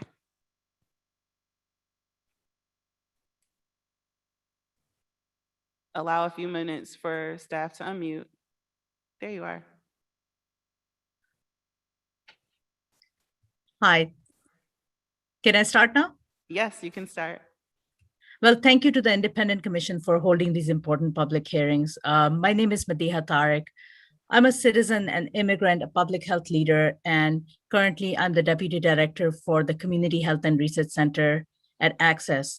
Access is the largest Arab American community nonprofit in the country. And I've been working for Access for 10 years, and I consider myself a proud member of this community. The Arab American community has been unrecognized not just by the census, but across many sectors of the government. At Access, our mission is to provide the services that reflect the most pressing needs of the community. In fact, these very needs are what anchored our mission when Access came into existence in 1971. And since then, our organization has been providing an array of health and human services. The Access Community Health and Research Center, which I lead, currently plays a pivotal role in partnership with academic partners to collect research on Arab American community because it simply doesn't exist. And that information is extremely important to us as we're building programming and making the case for funding for our organizations. The lack of MENA category, which is Middle East, North Africa, in the census has been detrimental to our community in many ways. In 2015, the US Census conducted a survey that revealed that the percentage of Arab Americans who identified as white dropped from 85.5% to 20% when given an option to identify as MENA, Middle East, North Africa. After the survey, the census concluded it is optimal to use a dedicated MENA, Middle East, North Africa response category on the 2020 census. We have a constitutional right to be counted as our own ethnic category on the census, and I hope the Commission will take into consideration this request. Population data is a key factor in political redistricting. Researching human rights, monitoring government programs, anti-discrimination laws, meaning Arab Americans are subject to a lack of representation in health and human services. I would like to thank the Commission for taking the time to hear the concerns of Dearborn residents and family, and I look forward to your final decisions. Thank you so much, Maria, for sharing your public comment with the Commission. We appreciate that. And now we have number 5, Donald Suckney II.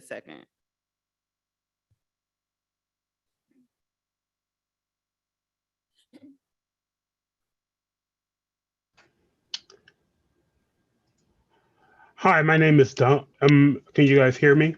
Yes, we can hear you. Hi, my name is Donald Stuckey II. I'm a former state representative candidate for State House District 9, and I currently work for Dearborn Public Schools as a special ed paraprofessional, where I work with students with disabilities. I would like to draw your attention to State House District 9 and to State Senate District 3. State House District, when I was running for state representative in 2018, 3 precincts in the city of Dearborn are cut off from the current district where most of the city of Dearborn is. I believe that this is a very considerable issue, as the issues that the people of Dearborn face can be often different from what is faced by their neighbors in the western part of Detroit. And so that's something that needs to be considered. Additionally, with State Senate District 9, State Senate District 3, many of the students that I serve come from Dearborn Heights, and having both of those school districts in a state senate district would be a lot better for representation purposes when it comes to funding, when it comes to the support services that students with disabilities need. I would like to thank again this commission for the job that you're doing and the service that you're providing the people of the state of Michigan.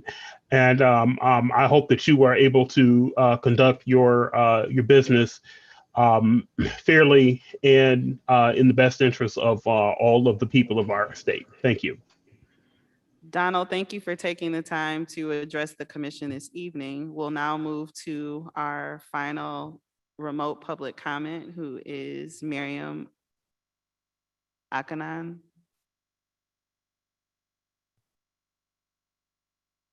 And allow a couple of moments for staff to unmute you.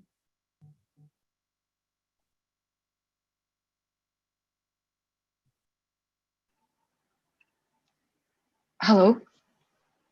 Can you Hello. hear me? Yes. Awesome, great.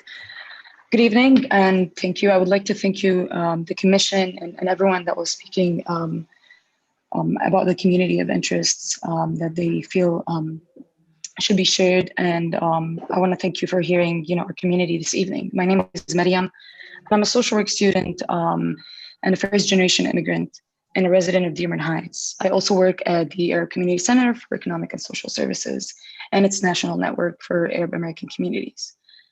Oddly enough, I first heard of Access from my mom, an immigrant who needed assistance and heard that Access can provide linguistically appropriate services.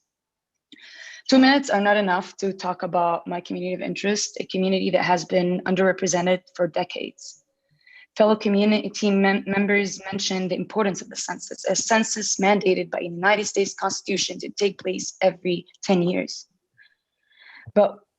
And by we, I'm talking about community members, residents, citizens, and immigrants who identify as Arab Americans or from the Middle East or North Africa.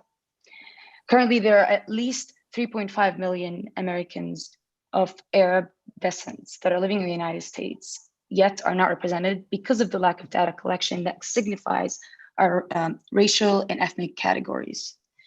And an important element to keep in mind is language accessibility for predominantly non-English speakers, which is integral to their ability to receive services and to be civically engaged and integrated into society.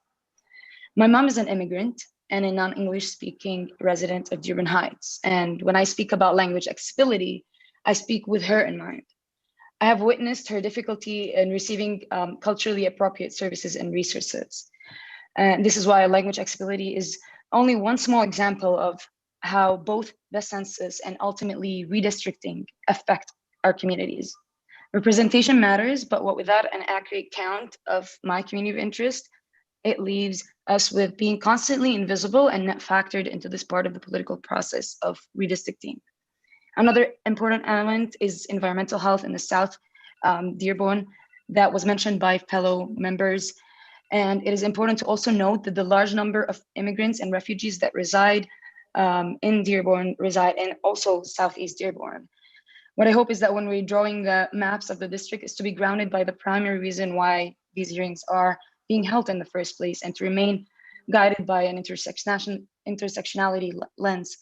I appreciate all your efforts for hearing the community needs and putting the interest in, and putting our interest and the interest of the community into the scope of the redistricting process. Thank you. Thank you so much for taking the time to share your comment with the commission this evening.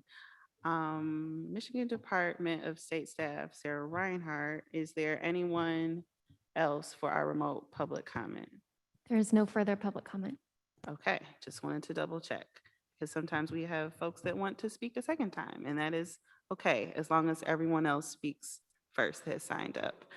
At this time, as you heard, that concludes all of our public comments, both in person and remote, and we'll be moving on to our acknowledgements.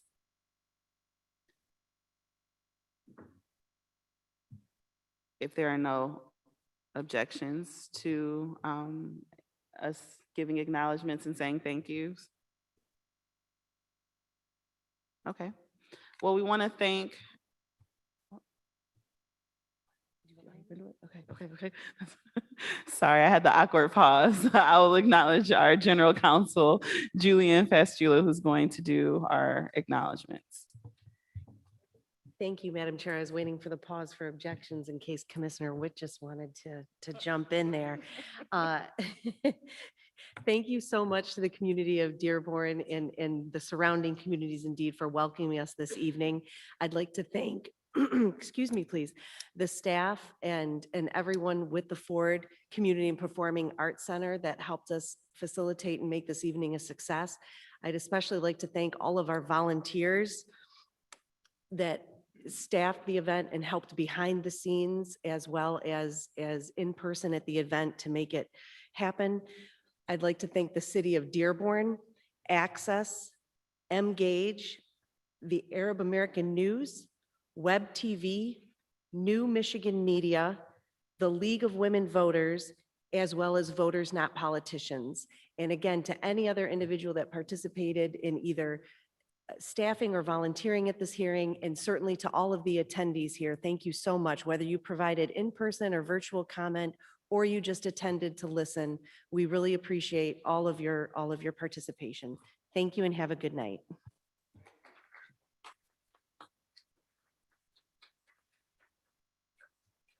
Thank you so much. You all are a warm group. As the items on the agenda are completed and the commission has no further business, a motion to adjourn is in order. May I have a motion to adjourn? So moved. The motion Second. has been made by Commissioner Widgets and seconded by Commissioner Rothorn. All in favor, raise your hand and say aye. Aye. All opposed, raise your hand and say nay. Motion carries. The meeting has been adjourned at 8:39. Thank you. Everyone, please travel safe and be well.